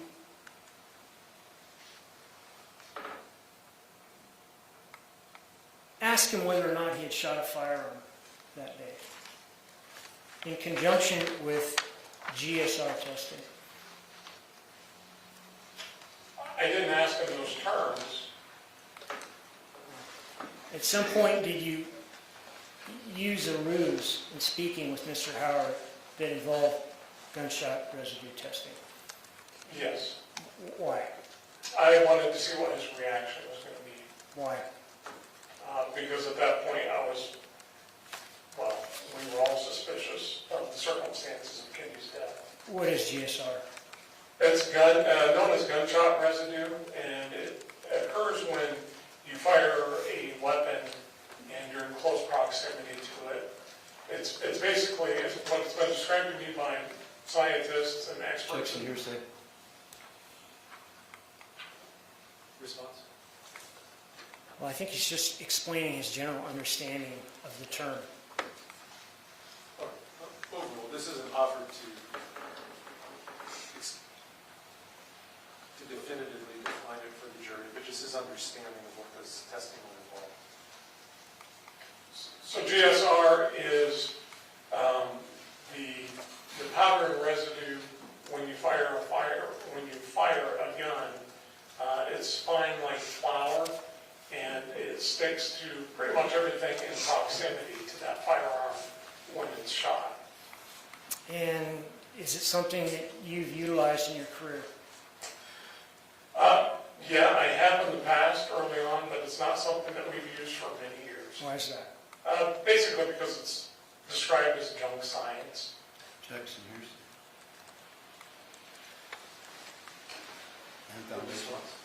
It's just why he doesn't use it anymore. It's not for the truth of the matter asserted, Judge. Again, I'll limit that for the jury, that he's not testifying as an expert as to gunshot residue, he's just explaining why he no longer uses it. To your knowledge, will any state lab in the country accept GSR testing? Not one that I'm aware of, no. Later on in the interview, did that topic of GSR testing or that issue come up in terms of whether or not he had shot a gun? Yes. Can you run us through that, please? I asked Mr. Howard if there was any reason he would have GSR on his person, on his hands or his body. His response? After a pause, he indicated that he had shot one of his handguns earlier that same day. Approximately, I believe, between 3:30 and 4 o'clock, somewhere around there. And then did you and other detectives take some steps to actually engage in GSR testing? Yes. Why? Because I had mentioned it, basically. And so one of the other detectives on scene went ahead and swabbed him for GSR. Did that provoke any responses from Mr. Howard that caught your attention? Yes, it did. Describe that. As we were all standing out there in the driveway of his residence, he had shoved his hands in his front pants pockets and were shaking them, rubbing them back and forth in a very fast manner. To the point where one of the other, Detective Euler had to ask him to stop doing that. At a point in the investigation, did you allow Mr. Howard to tell his family about what had happened earlier in the night? Yes, we did. About what time do you think that was? I believe it was after 6 a.m. approximately. Why had you waited so long? Well, one, we were waiting for the search warrant to get there. We didn't want any additional family members showing up on scene and we don't have to deal with any other issues. Because we didn't know what the state of their mind was going to be. Were you there when he called family members? Yes, I was not there for the initial first, I believe, 2, but I did witness and observe at least one of them. Which one was that? That would have been with his stepdaughter, Brooke. When he called Brooke, were you there? No, I believe he was downstairs with Detective Euler at that time. When she called Dan back, were you there? Yes, I was. And were you there to hear whatever you could hear over the phone from her? I could hear it from across the room. And were you there to hear his responses? Yes, I was. Who spoke first when she called Dan? I don't recall who spoke first. I believe it was probably his stepdaughter, Brooke. Can you describe the conversation for us to the best of your memory? She was angry, she was upset, and she immediately accused Dan of killing her mother. And Dan's response? He was visibly shaken and upset and denied it. Anything else to that conversation? I mean, that was the gist of it. She accused him and he denied, and from that point on, he was pretty upset. So this investigation, can you kind of give us general outlines of it? Did it involve execution of search warrants? I guess it did. Quite a few. About how many and what sorts of businesses or institutions? Well, we did an initial search warrant that evening. There was a second search warrant at the residence later, approximately almost 2 weeks later, I believe. And then from that point on, there was at least 12 to 15, 16 more search warrants that were written to various locations, banks, Idaho State Tax Commission, Percy, Kootenai Health, places of that nature. All right. Places where there would be records involving Dan and Kendy? That's correct. You were obviously working the investigation, and the coroner came back with the undetermined on the autopsy. I don't think I was actually still personally involved in the investigation during that time frame. When you became involved in it, were you aware of that undetermined by the coroner? Yes, it was. Did the investigation, at least from your perspective, when you took it on, continue? Yes, it did. Why? Well, because of one, the initial response to the scene, the incident that took place on the 29th prior to Kendy's death, Dan's reaction that evening, observations that were made not only by myself, but literally by every other officer that was on scene that night. The inconsistent statements from Dan that evening, the inconsistent, basically, crime scene or death scene where Kendy Howard was located. There was concerns about injuries located on her person and her body that were also not consistent whatsoever with what Dan had tried telling us earlier.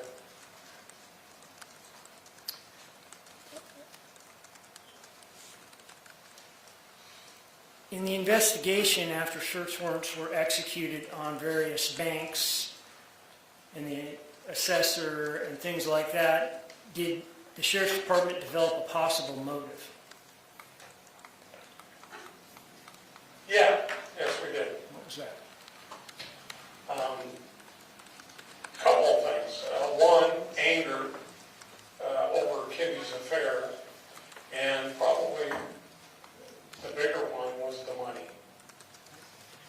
Did the investigation go to the area of Kenny's mental health at that time?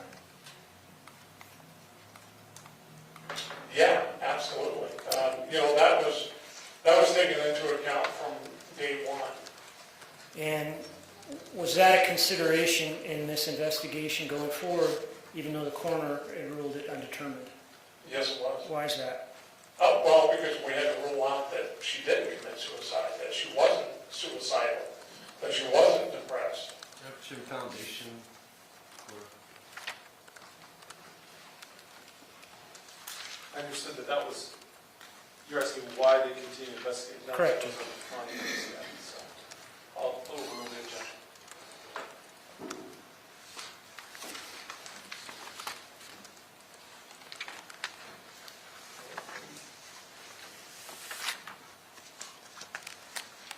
No further questions. Thank you. Cross-examination, Mr. Johnson? it's a good time for a break or Sure. We can figure. I know the jury's been out a few times, but you all haven't been, so we'll take, say, 5 to 10 minute break for humanitarian purposes. Maybe at recess, I'll remind the jury once again not to discuss the case among themselves or one of any aspect.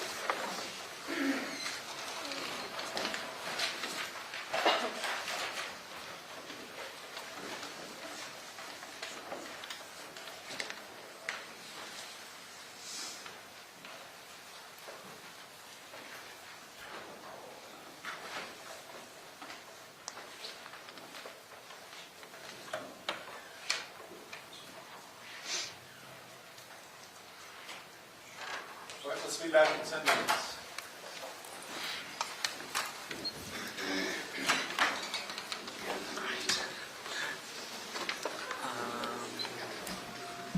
Do you want me to do it first or you? It'd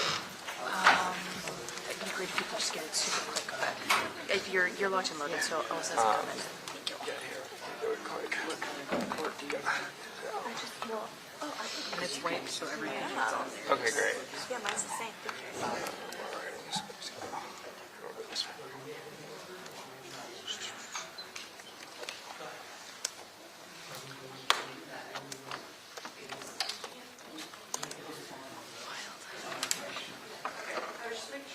I'm like, you're recording such a long thing right now. Here's yours pulled up. Here. There's long chunks, like I usually go like one long clip, but like there's clips because of the breaks in the jury usually. So.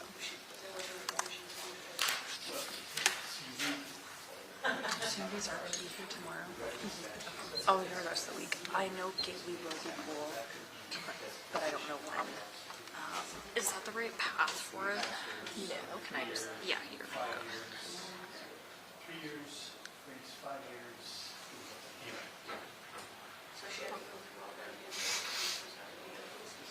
Well, we did that, and then, so, That one. Yeah, Gabe will probably think of it now. Just like now that we're done with the Gary, like bring the boxes. Yeah, once you guys have a great setup too. Yeah. Yeah, I just do they have the same kind of boxes? That's not like a real box, but it's like a feed game. Yeah, because Alyssa's camera is the same as. I don't even. Can you do the ball? She's talking about like the splitter for the video cable. Gabe just keeps going. Gabe for sure. Yeah, I can bring one to your station. Yeah, so Gabe's our chief photog, but he was at the Gary trial. Just so it doesn't die on me.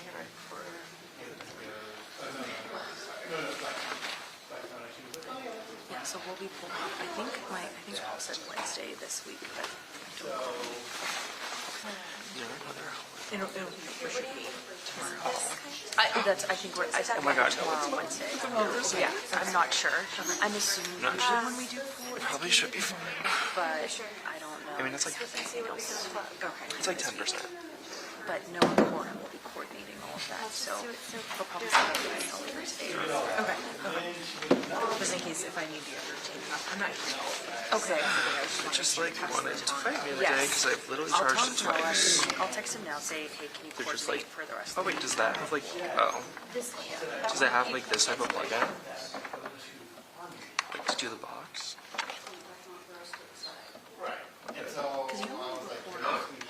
Oh my god. Wait. Yeah. I'm the chief photographer. Oh wait, no. We. Yeah. Every day. Like, Thank you. bouncing everywhere, so. But you were on the right track. Yeah. Out of town for career fairs. Oh, cool.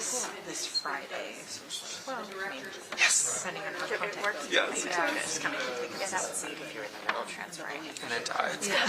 Because then what if it like took away? All the career fair days.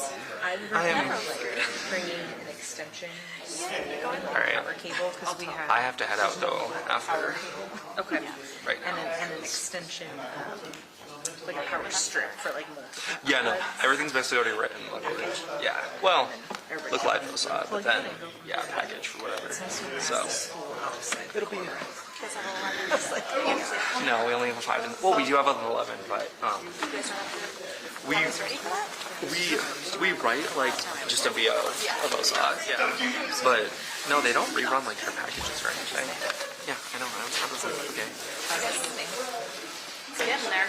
I had to do it in like 2 batches because sometimes when we do it like all together, it says like there's not enough space. But when you do it separately, for whatever reason, it's like, you know what? There is enough Can't space. find the space to put it.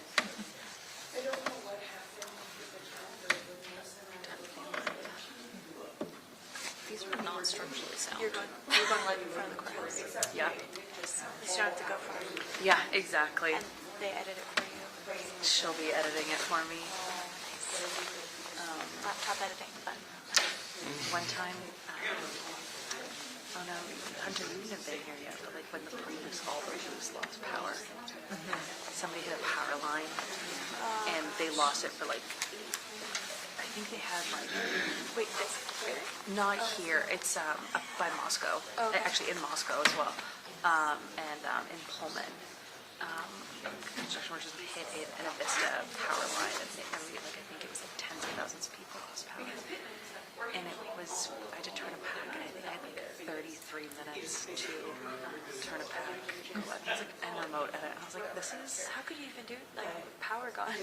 well, we had our own power thing, but going live, I was like, I sent my script back to the office and I was like, can somebody please look at, like, I literally am going live in 3 minutes. This is already tracked, but like, just, literally.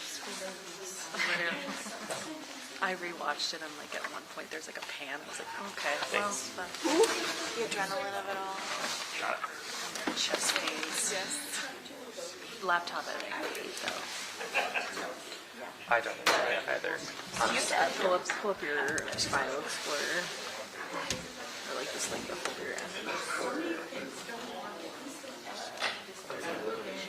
Private or Yeah.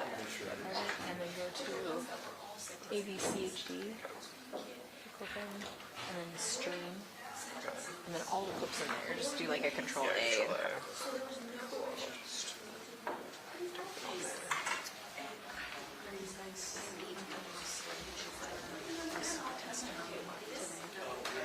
I'll be in. I don't have a live show. But it's okay. It's not a problem. That's okay. We can't use the whole thing. Like, I can't use the whole trial anyway. Yeah. I take notes. I mean, yeah. How do you go about that? a lot of trials, I don't even have a camera. I take notes. Pages and pages of notes. Yeah. Like, this thing. That's We already it. know that we're going to get what we can get. Because you guys have to do what you have to do. I am leaving. Yeah. Dip out, so I just didn't know if y'all had on the video front. Listen, I don't know what lawn crime, but they do know that locals are doing pool, and they know the situation that they have their shows. I mean, Q has cameras that they want it to, but No, I don't. Yeah. we don't. Yeah. I mean, the openings are done, so God bless them. Yeah, it's great to have the detective, though, of course, but Okay, we're at 35%. nice. I have another card in here, so as long as I can just get it back from you. Yeah. I'm like 128. Ooh. I only got a 32 gigabyte card, which is kind of tiny. That's what they give me. I don't know, honestly. I jumped in at a weird time, It's, and I've been going since. I'm like, whatever's working works. you really don't have time to stop and think about things. No, no, but like some of the reports have bigger cards. I honestly should just ask one. So, do you know if Law and Crime have a problem if they have to leave to do their shows? And we don't get everything? I mean, That's fine. it's not like it's been. I know that I need to stay the whole time. I'm just wondering like where everybody else is at. I think they know that. We're here till 5, guys. We're here till 5. One less panic deadline for Did you me. go live today? Yes, but I mean, I'm in the mercy of just being here, so there's no They're going to be push. they're cool about it. You don't have to sit down. This is They're the not- chief I already told them, like, reporter. Because they already, at I know I Crime. didn't see the title, but She's the big dog. So I just told them, like, on camera, I've never heard of such nice management. It's amazing. Mine is just, we won't right now. Yeah. So you're welcome. Hopefully your 5s are strong. Thank you. I'm gonna crash. Berman and Andrew will evaporate hard for Yeah. I'm literally gonna crash edit in my car, like so fast. And I literally hate crash editing on Premiere. Like we use Avid otherwise, and it's very easy to crash edit on it. Premiere's too, like I can just, it's just too much. It's like otherwise Avid you can just hit buttons and it does it for you.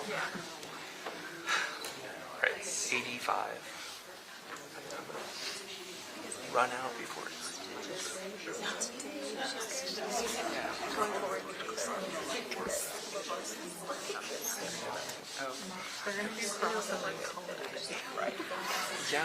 I was honestly, I didn't realize we're getting into testimonies. I guess I just haven't really followed. It's too late. If there's time on the clock, like they're just going to just go. Keep going. Okay. So double check if it's already gone through. I would like pull it in Billy through the program, make sure we got it. I mean, as long as it's really on like my desktop and I can just, I'll just open it. Yeah, or open a file. Yeah. Usually it works fine. Yeah. Beautiful. Ooh, beautiful camera work. You're welcome. You're gonna have like a bobbing ball head. I'll eject it.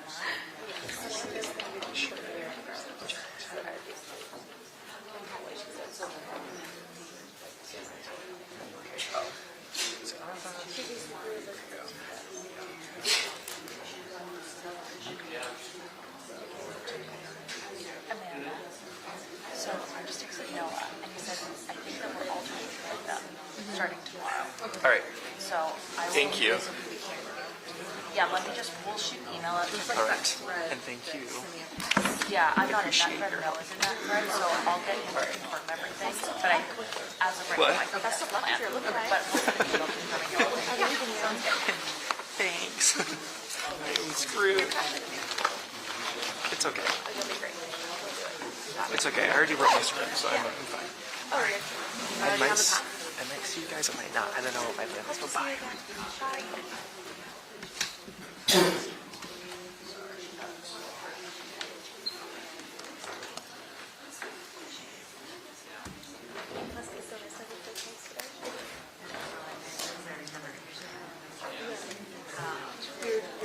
Yeah, exactly.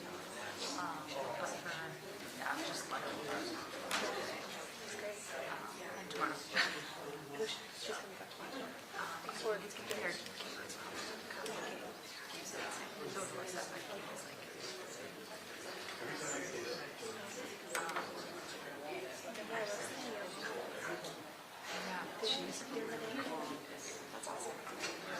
So nice to meet you.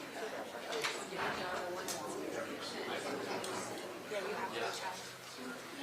Yeah. I feel like we're talking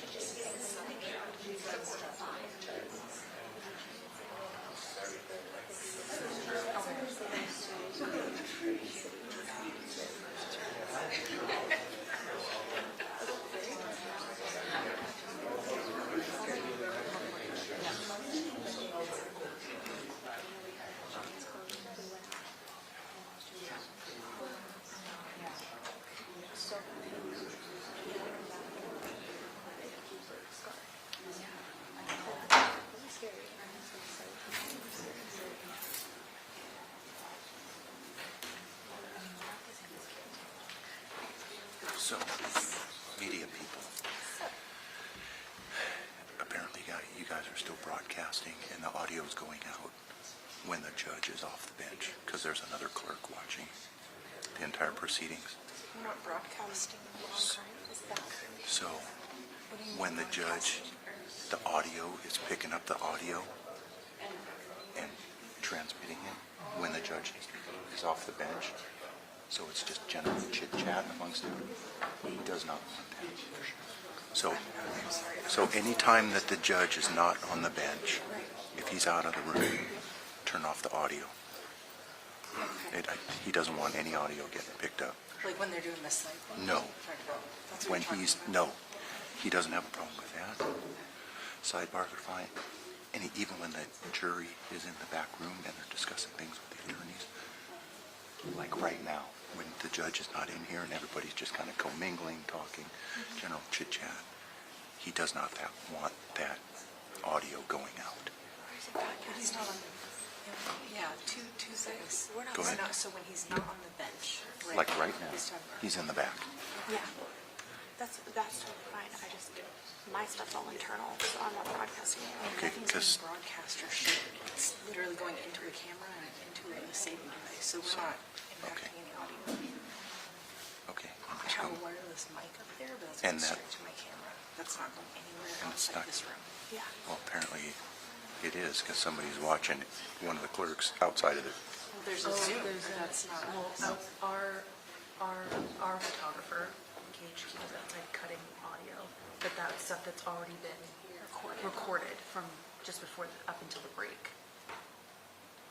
Is it? There's nothing that's live. There's nothing that's live, that's all been recorded, everything up until the break. If I can ask her to put in headphones, but it's nothing live that's happening right now. But we'll make sure to do that moving forward, for sure. We'll keep an eye on that. Yeah, he's not on. Absolutely. If he's not sitting up there, then And, yeah, all right. we don't need that. There's nothing, it's not exciting anymore. Yeah. Thank you.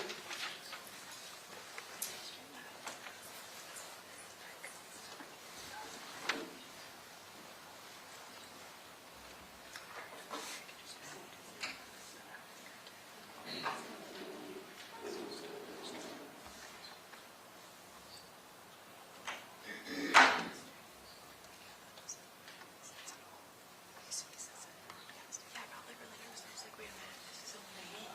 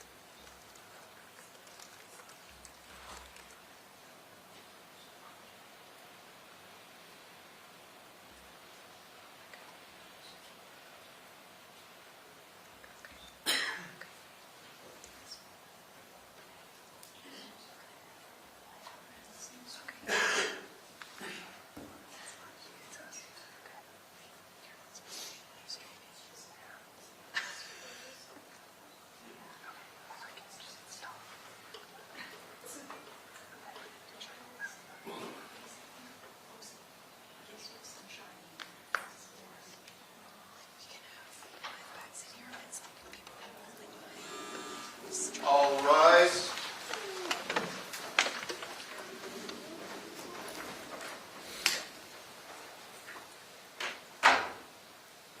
All right, let's bring the jury in.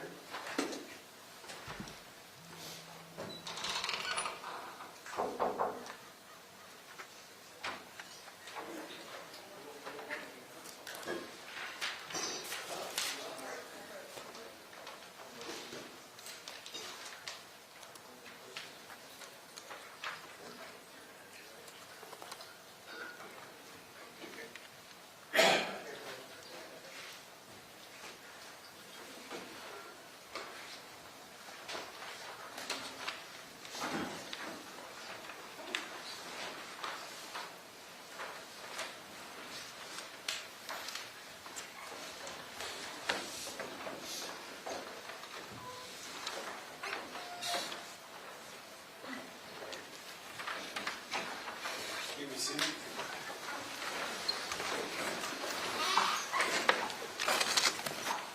Sorry, I said 10 minutes and then something else came up and just, all right, cross-examination, Mr. Johnson. Thank you, Your Honor. Good afternoon. Good afternoon. So, how long did it take you to become a detective? From the time I started my career, it would have been 93. I was a narcotics detective in 99. Okay. Then had a break and went into major crimes in 2000. January 2006. Okay. Is there, what kind of, were you a patrol officer before that? Yes. What kind of different things did you have to learn from being a patrol officer to become a detective? Well, there's all sorts of things. Various classes, basic academies for detectives, advanced academies For detectives? for detectives. This stuff that patrol officers don't do? It's open to most patrol officers, but many don't attend. And is there a difference between, say, investigating, being a narcotics detective? Do you learn different things from being a homicide detective or a major crimes detective?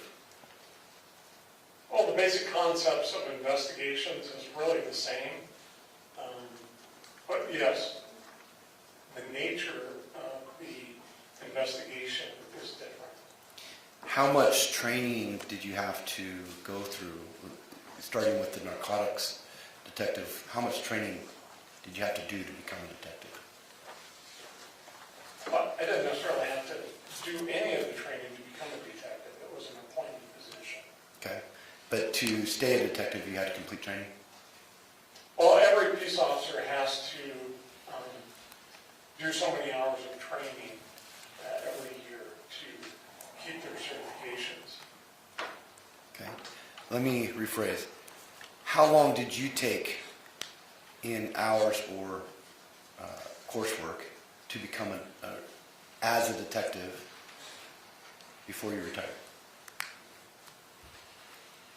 How many hours of training did I complete during my time as a detective? Yes, ballpark.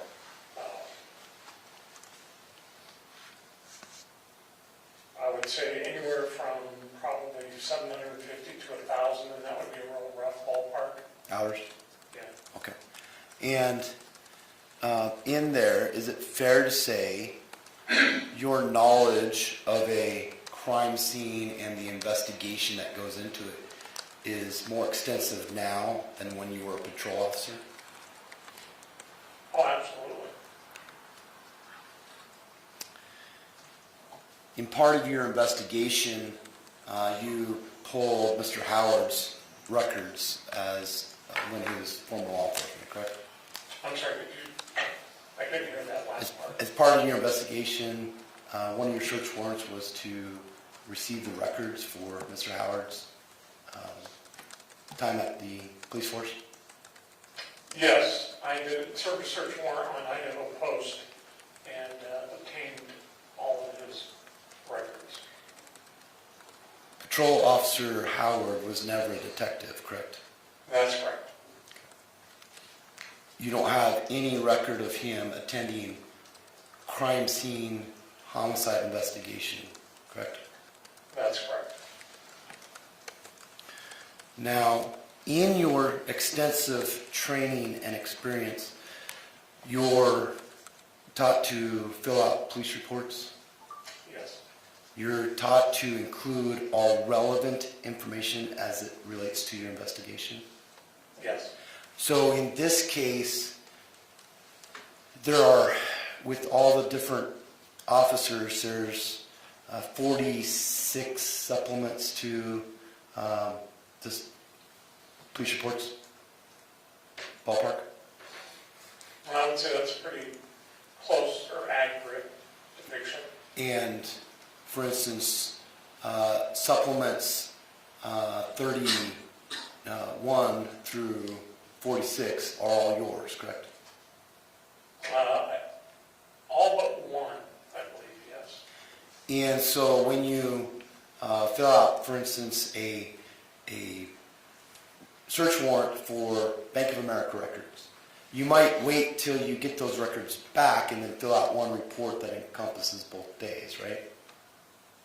I don't understand what you're asking. Meaning every phone call or every day is not necessarily a separate report, correct? No. But everything that's relevant, you include. Yes. Okay. You filled out a police report of your interactions with Mr. Howard on the morning, early morning into the morning of the 3rd of February, 2021. That's correct. In that police report, you never mentioned Mr. Howard having issues with him looking at you during your conversation, correct?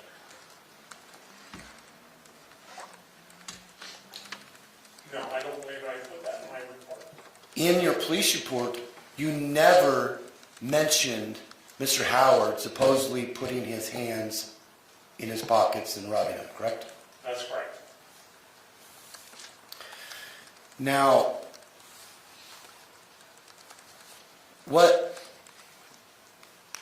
did you participate in the first search warrant? As far as processing the scene? Yes. Okay. Who processed the scene to your knowledge? Detective Jerry Northrop was in charge of the processing the scene, and Detective Chris Kurzman assisted him. Okay. Now, there was a second search warrant conducted on the premises in February, that same month. That's correct. Were you present there? Only for portions of it. Okay. I, again, did not participate in the actual processing of the scene. What search warrants did you apply for? Well, I don't have the list in front of me. The ones I applied for would have been, on the top of my head, it would have been some bank records. It would have been bank records, Percy, that would have been Dan Howard's retirement information, would have been Kootenai Health for Kendy Howard's employment and insurance information. There was several different financial institutions, Idaho Post, I'm sure there were some others.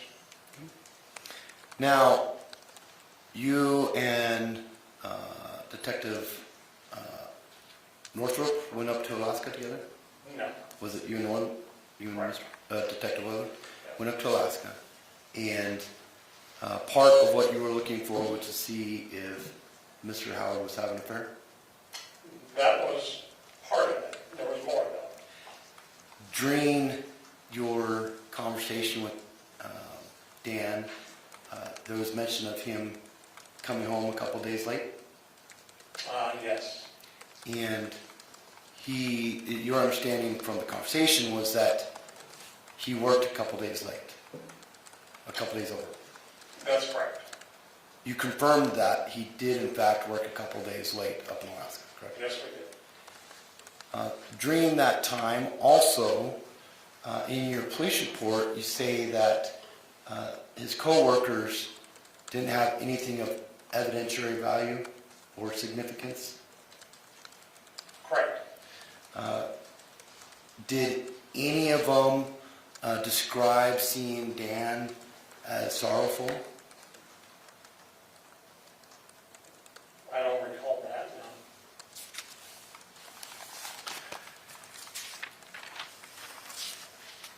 no. Now, in the course of your investigation, what other things did you interact with some of the experts for the state in this case? Yes. Did you interact with a Dean Livingston? I don't believe I did. Not that I recall. And during this course of, so to the timeline-wise, do you have your reports? No. Okay. Are you familiar enough with the timeline that you're able to answer ballpark dates? I think so. Okay. So early on, a decision was made to send items of evidence to Washington State Patrol, correct? That's correct. That was probably to avoid, since Mr. Howard had previously worked for ISB, as to avoid any perceived impropriety. Yeah, but I feel it's necessary to let you know that I was really not part of that decision-making, as I was not in charge of the investigation at that time. When did you become lead? Wasn't until after July of 2021. And did you review all the reports and emails and correspondence in the file for the few months prior to you taking lead? To the best of my knowledge, I did. And did you review the evidence that came back in this case? I did. In fact, somewhere around August of 21, you did an evidence review where you went and looked at the physical evidence? That sounds about right. After that time,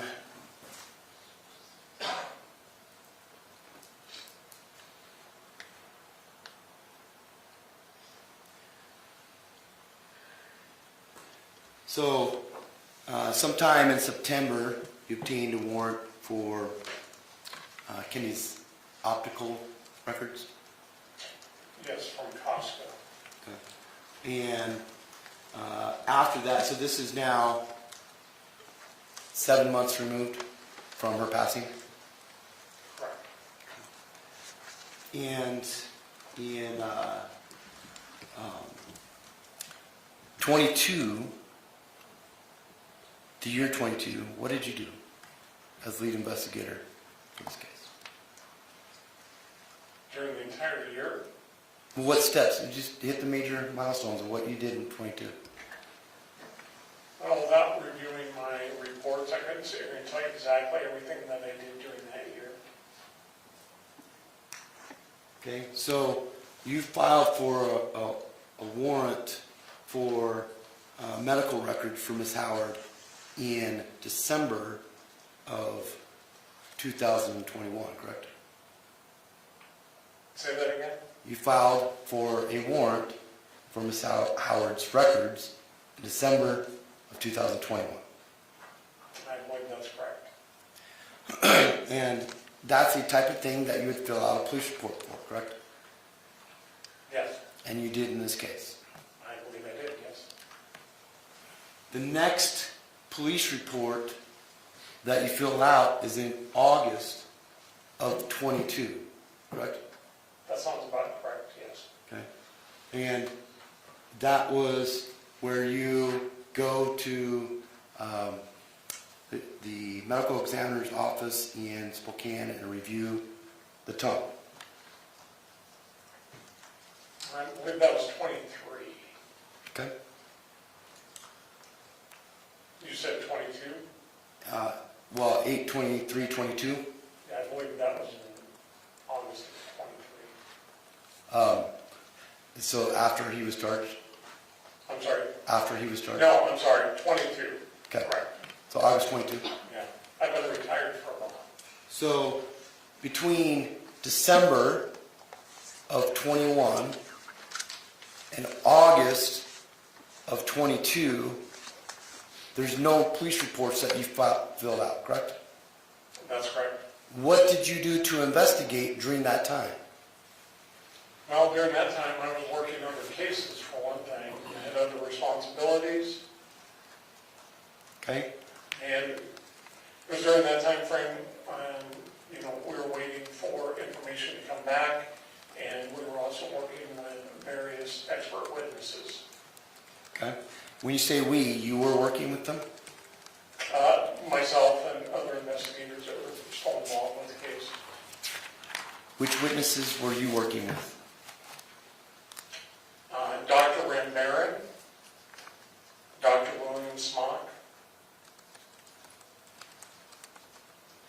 and Dr. Jennifer Nara.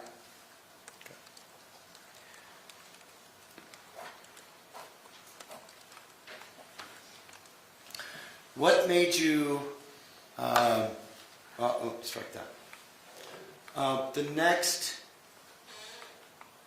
After August, the next police report you have is in January 23, correct?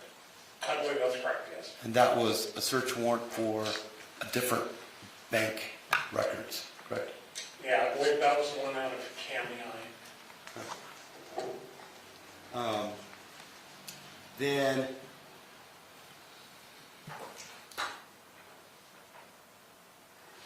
also that month you filled out a police report in January of 23 where you had a phone call with a Dr. Mott, correct?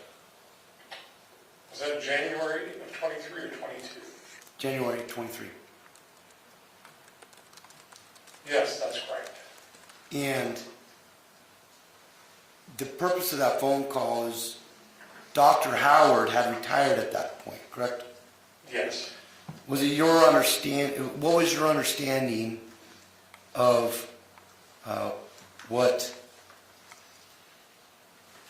were you trying to have him review? Well, him as a her. Mackenzie Mott is a female. And I believe Mackenzie Mott called me as a follow-up. What we're looking for is there was concerns and inconsistencies with the original autopsy. Okay. And those concerns were your concerns? They were made my concern, yes.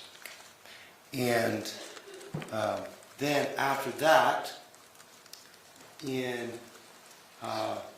April, you fill out a police report where you mention in the course of an interview a carotid restraint, correct?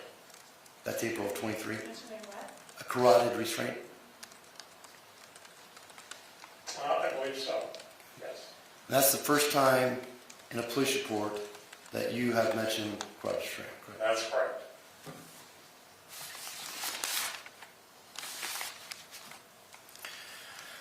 Now, going back to the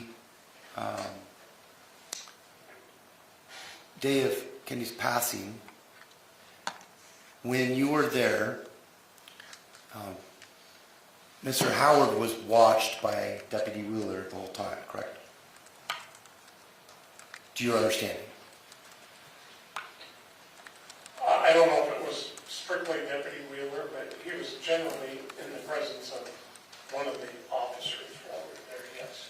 So you, Detective Euler and Detective Northrop, you come in and out at different times, but you're also calling Detective Hollenbeck, correct?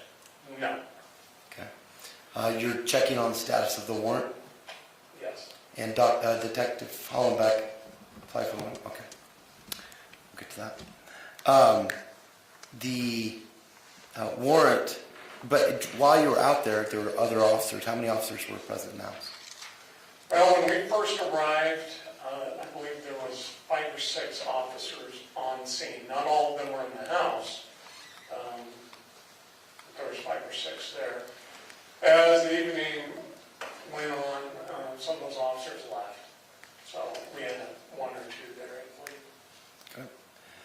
Now, when you overheard Kenny's daughter emotional on the phone, you accused Dan of killing his wife, correct? Yes, I did. That's when you made up your mind? No. No further. Thank you, Mr. Johnson. Redirect, Mr. Verheyen. Thank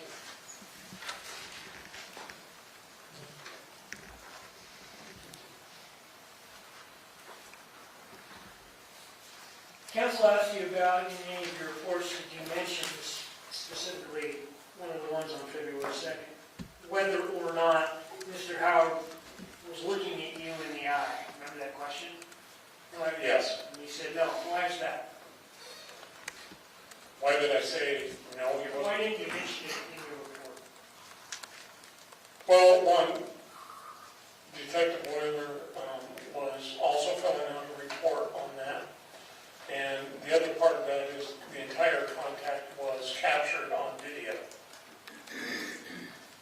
You also, in talking with council, mentioned that every law enforcement officer, every post-certified patrol officer in Idaho has at least so many hours of investigation. Is that accurate? Yeah, every police officer has so many hours of investigations that they receive at post. Can you give us a little more detail about that? Well, it's basic training in investigations.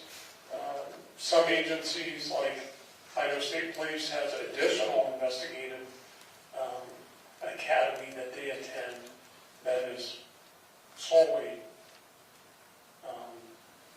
pertains to investigations. You patrol officers get trained in the basics of DNA, Yeah, fingerprints, yes, ballistics. yes.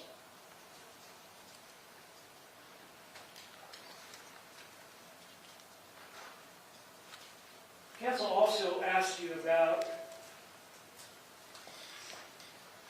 your report and whether or not you had mentioned that Mr. Howard put his hands in his pockets and vigorously wiggled them after he was braced with the GSR topic. Remember that question? Yes, Was there another deputy nonetheless that did document in his report? yes. Who was that? Detective Darrell Oyler.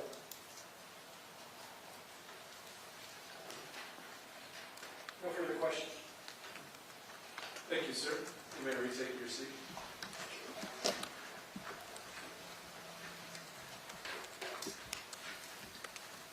Next witness. Janice Wadsworth. Sorry, I couldn't quite hear you. Janice Wadsworth. Thank you.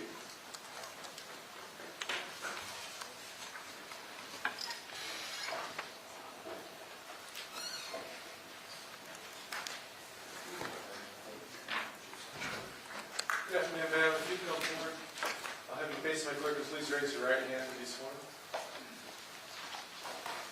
Do you solemnly swear that the testimony you're about to give in this case shall be the truth, the whole truth, and nothing but the truth, so help you God? Thank you. You got a seat right there.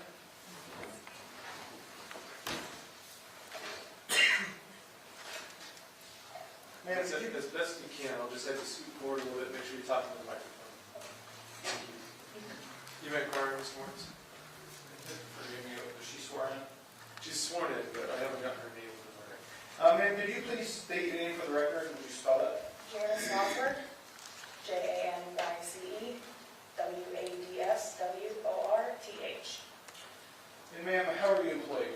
I work for the Kootenai County Sheriff's Office as an emergency communications officer. Is an emergency communications officer often referred to as a 911 dispatcher? Yes, Okay. And how long have you been employed in that fashion? over 7 years. And were you working as a dispatcher on July 10th, 2020? Yes. And could you please tell the jury what exactly a dispatcher does? I answer 911 calls and active calls, dispatch law enforcement, fire, and medical throughout Kootenai County. Okay, so as a dispatcher, these 911 calls come in, and you said you answer calls for different agencies, like police, paramedics, fire. And when these calls come in, do you work with a software system that helps you? Yes. And what is that software system called? It's called CAD, Computer Aided Dispatch. So CAD is CAD, Computer Aided Dispatch. And are you able to, well, when you're on the phone with a 911 caller, how are you using CAD? I answer the call in for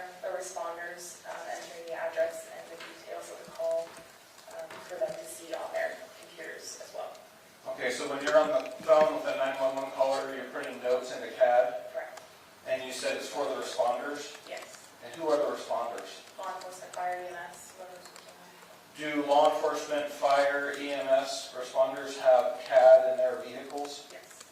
So this CAD system, are they able to read your notes as you're putting them in while you're on 911? Correct. Okay. And so while you're on the phone with somebody calling 911, you're in constant communication with responders? Yes. And while you're at work as a dispatcher, you're using CAD, do you have anything else at your disposal that you can record in the 911 calls? Yes. Is that CAD or is that something different? There's different programs we use, but the phone calls are recorded, as is my screen and everything. Okay, so the audio of the 911 calls, that they get recorded as well? Correct. Okay. And does that system, any of the systems you use, record the date and the time of the 911 calls? Yes. Okay. When you were working on July 10th, 2020, were those systems all working? My knowledge, yes. And did you receive a phone call, a 911 call on July 10th, 2020 from a Kendy Howard? Okay, and do you recall what time of the day that came in? Approximately 9 p.m. 9 p.m. about? Okay. And have you had a chance to go back and listen to that 911 audio? Okay. May I approach Your Honor? You may.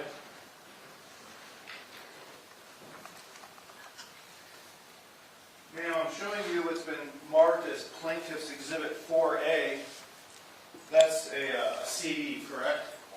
Are you aware or familiar with the contents of that CD? Yes. And what is that? This is the 911 audio of the phone call you referenced. Okay. And have you had a chance to listen to that? Yes. And is it true and accurate to your knowledge? Yes. And I'm going to go ahead and talk to counsel real quick. Ma'am, I'm going to show you what's been marked as Plaintiff's Exhibit 4B. Are you familiar with that exhibit? Yes. And what does that appear to be? This is the,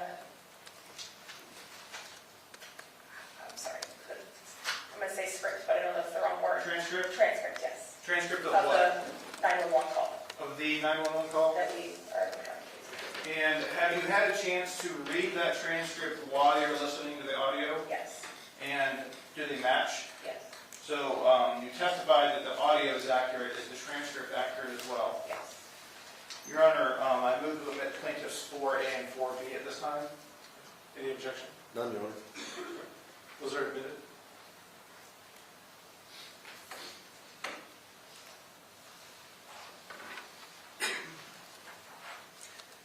Your Honor, at this time, I'd like to publish the audio for the jury, and as they listen to the audio, I'd like to have them follow along with the transcripts. So I've got copies for bailiff. That's allowable, you may do that.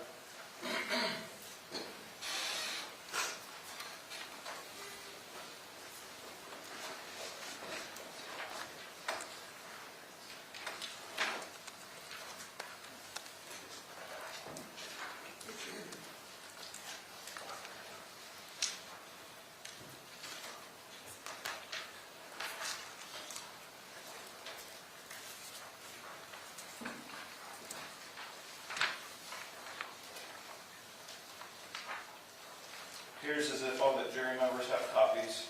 Your Honor, may I publish the audio? You may.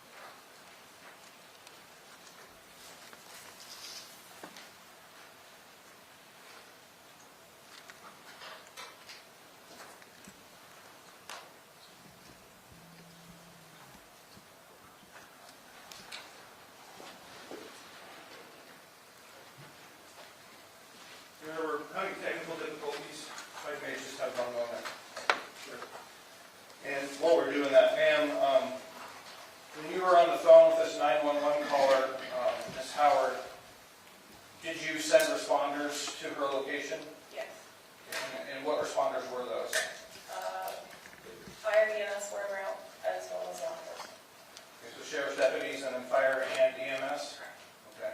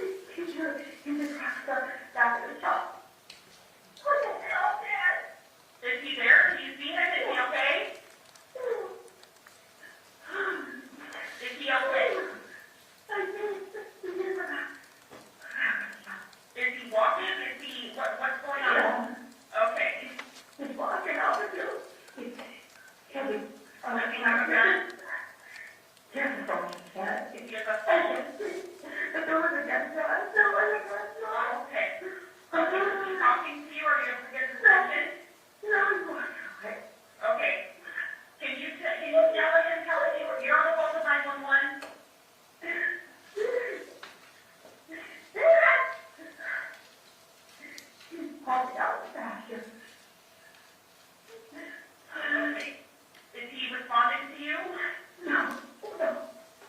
Okay.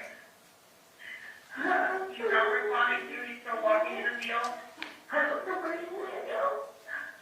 Okay. Like he was in the field, but now you can't see him? He did, he's out there. Don't. It's David. You can hide. Okay. Take care of him. Yeah. Okay, so he was in the field last time you saw him? Yeah. Okay. Yeah, and he was walking? Yeah, he's happy. I mean, it's a big thing, all day again on property. Okay, so he's okay?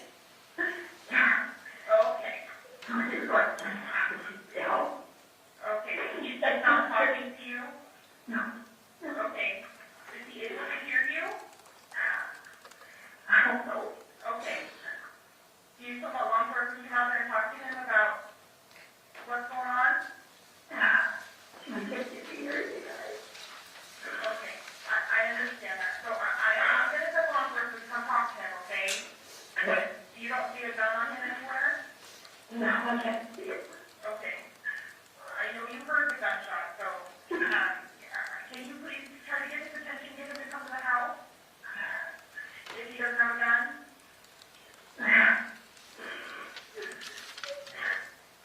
Dad, is he there? Is he listening to you? Okay, okay. I'm just going to have you go back to the house, okay?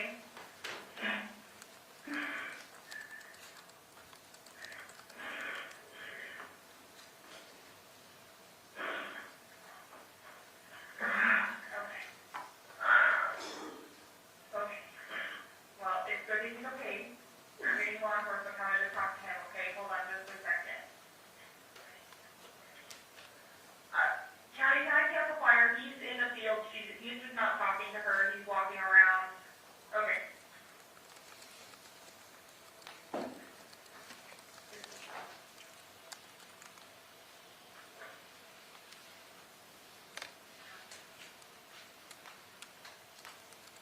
Have we also some of the here in the bathroom? We ready?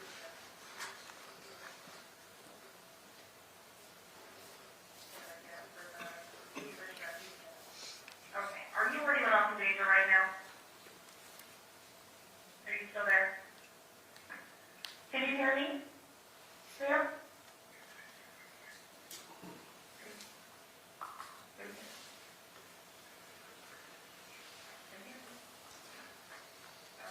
Are you still there?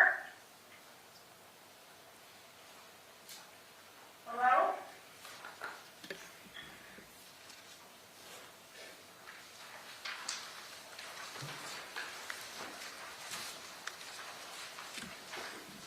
Your Honor, at this time I have no further questions from this witness. Thank you, Ms. Morrison. Cross-examination, Mr. Johnson. Just briefly, though. Good afternoon. So this was 7/10 of 2020? Okay. And you canceled fire and EMS, is that right? Law enforcement still showed up that day? Okay. No further questions, thank you. Nothing further. Okay. Thank you, ma'am. You're going to step down.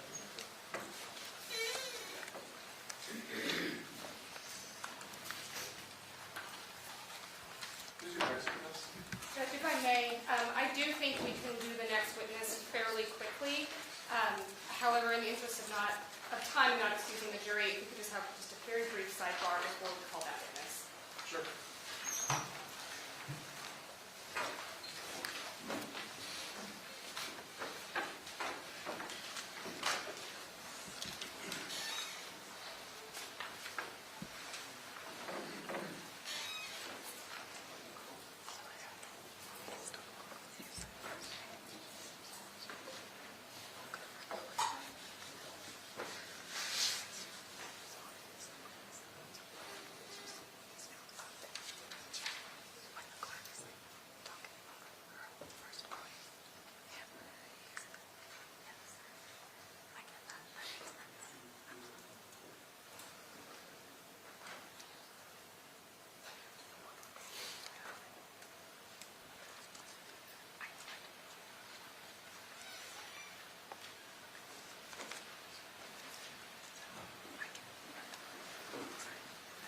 State calls Andrew Mohawk.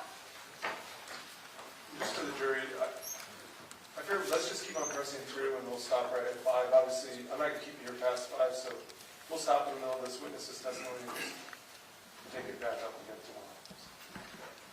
Thank you, sir. If you could raise your right hand and be sworn in, please. Do you solemnly swear that the testimony you're about to give in this case will be the truth, the whole truth, and nothing but the truth, so help you God? I do. Thank you, sir. You have a seat.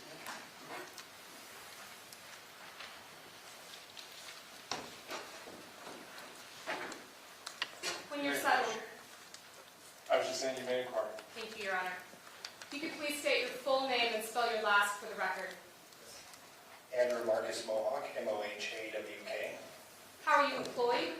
full-time patrol deputy with the Kootenai County Sheriff's Office. Were you so employed on July 10th of 2020?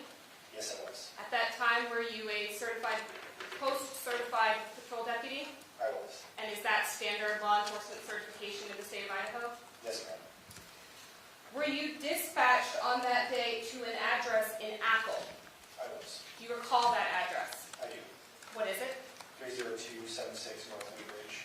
Do you recall what time of day you were dispatched? I believe I was dispatched just before 9 p.m. Why were you dispatched to that address?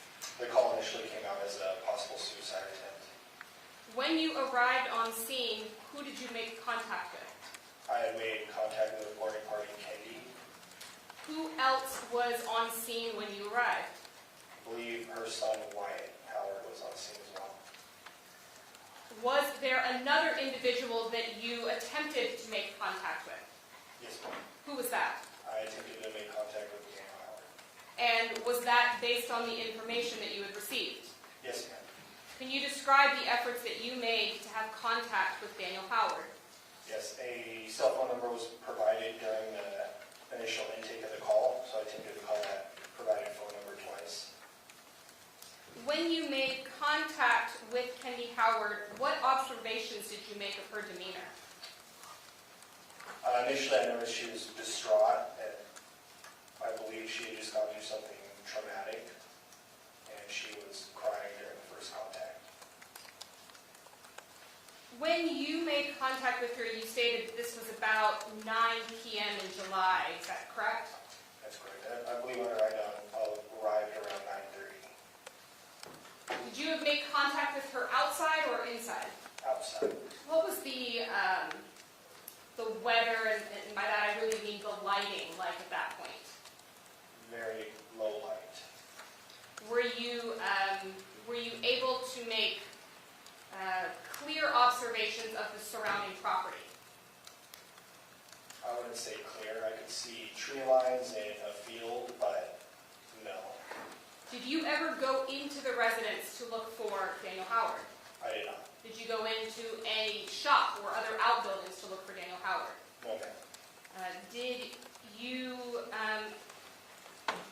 Did you ever observe either Wyatt Howard or Kendy Howard make contact with Daniel Howard?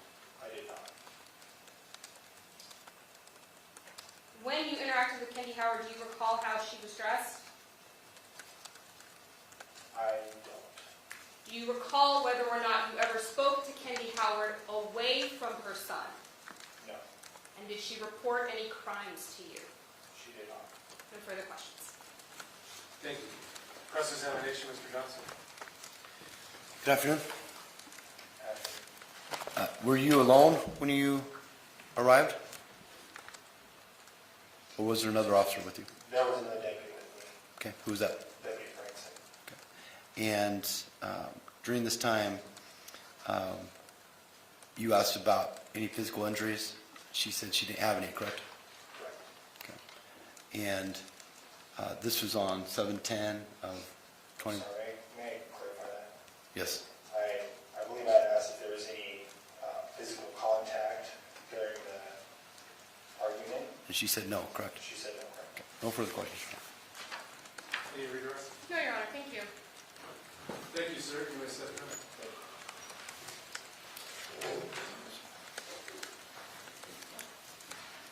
I would stop at this juncture. All right. All right. Went faster than I thought. But we'll, rather than take another witness with 7 minutes to go, We'll just break at this time for the day. Members of the jury, thank you again for your attention, your patience, and I'll remind you not to discuss this matter with yourselves or anyone else, nor form an opinion as to its merits until it's been submitted to you. Talk to my bailiff, or maybe they've already told you about where we'll be tomorrow at that courthouse and parking and all of that, okay? I'll look forward to seeing you there. We'll plan to start at 9 o'clock, so you show up just a little bit early so that you're here in your seats and ready to go. We'll kick things off at 9 o'clock. All right, thank you.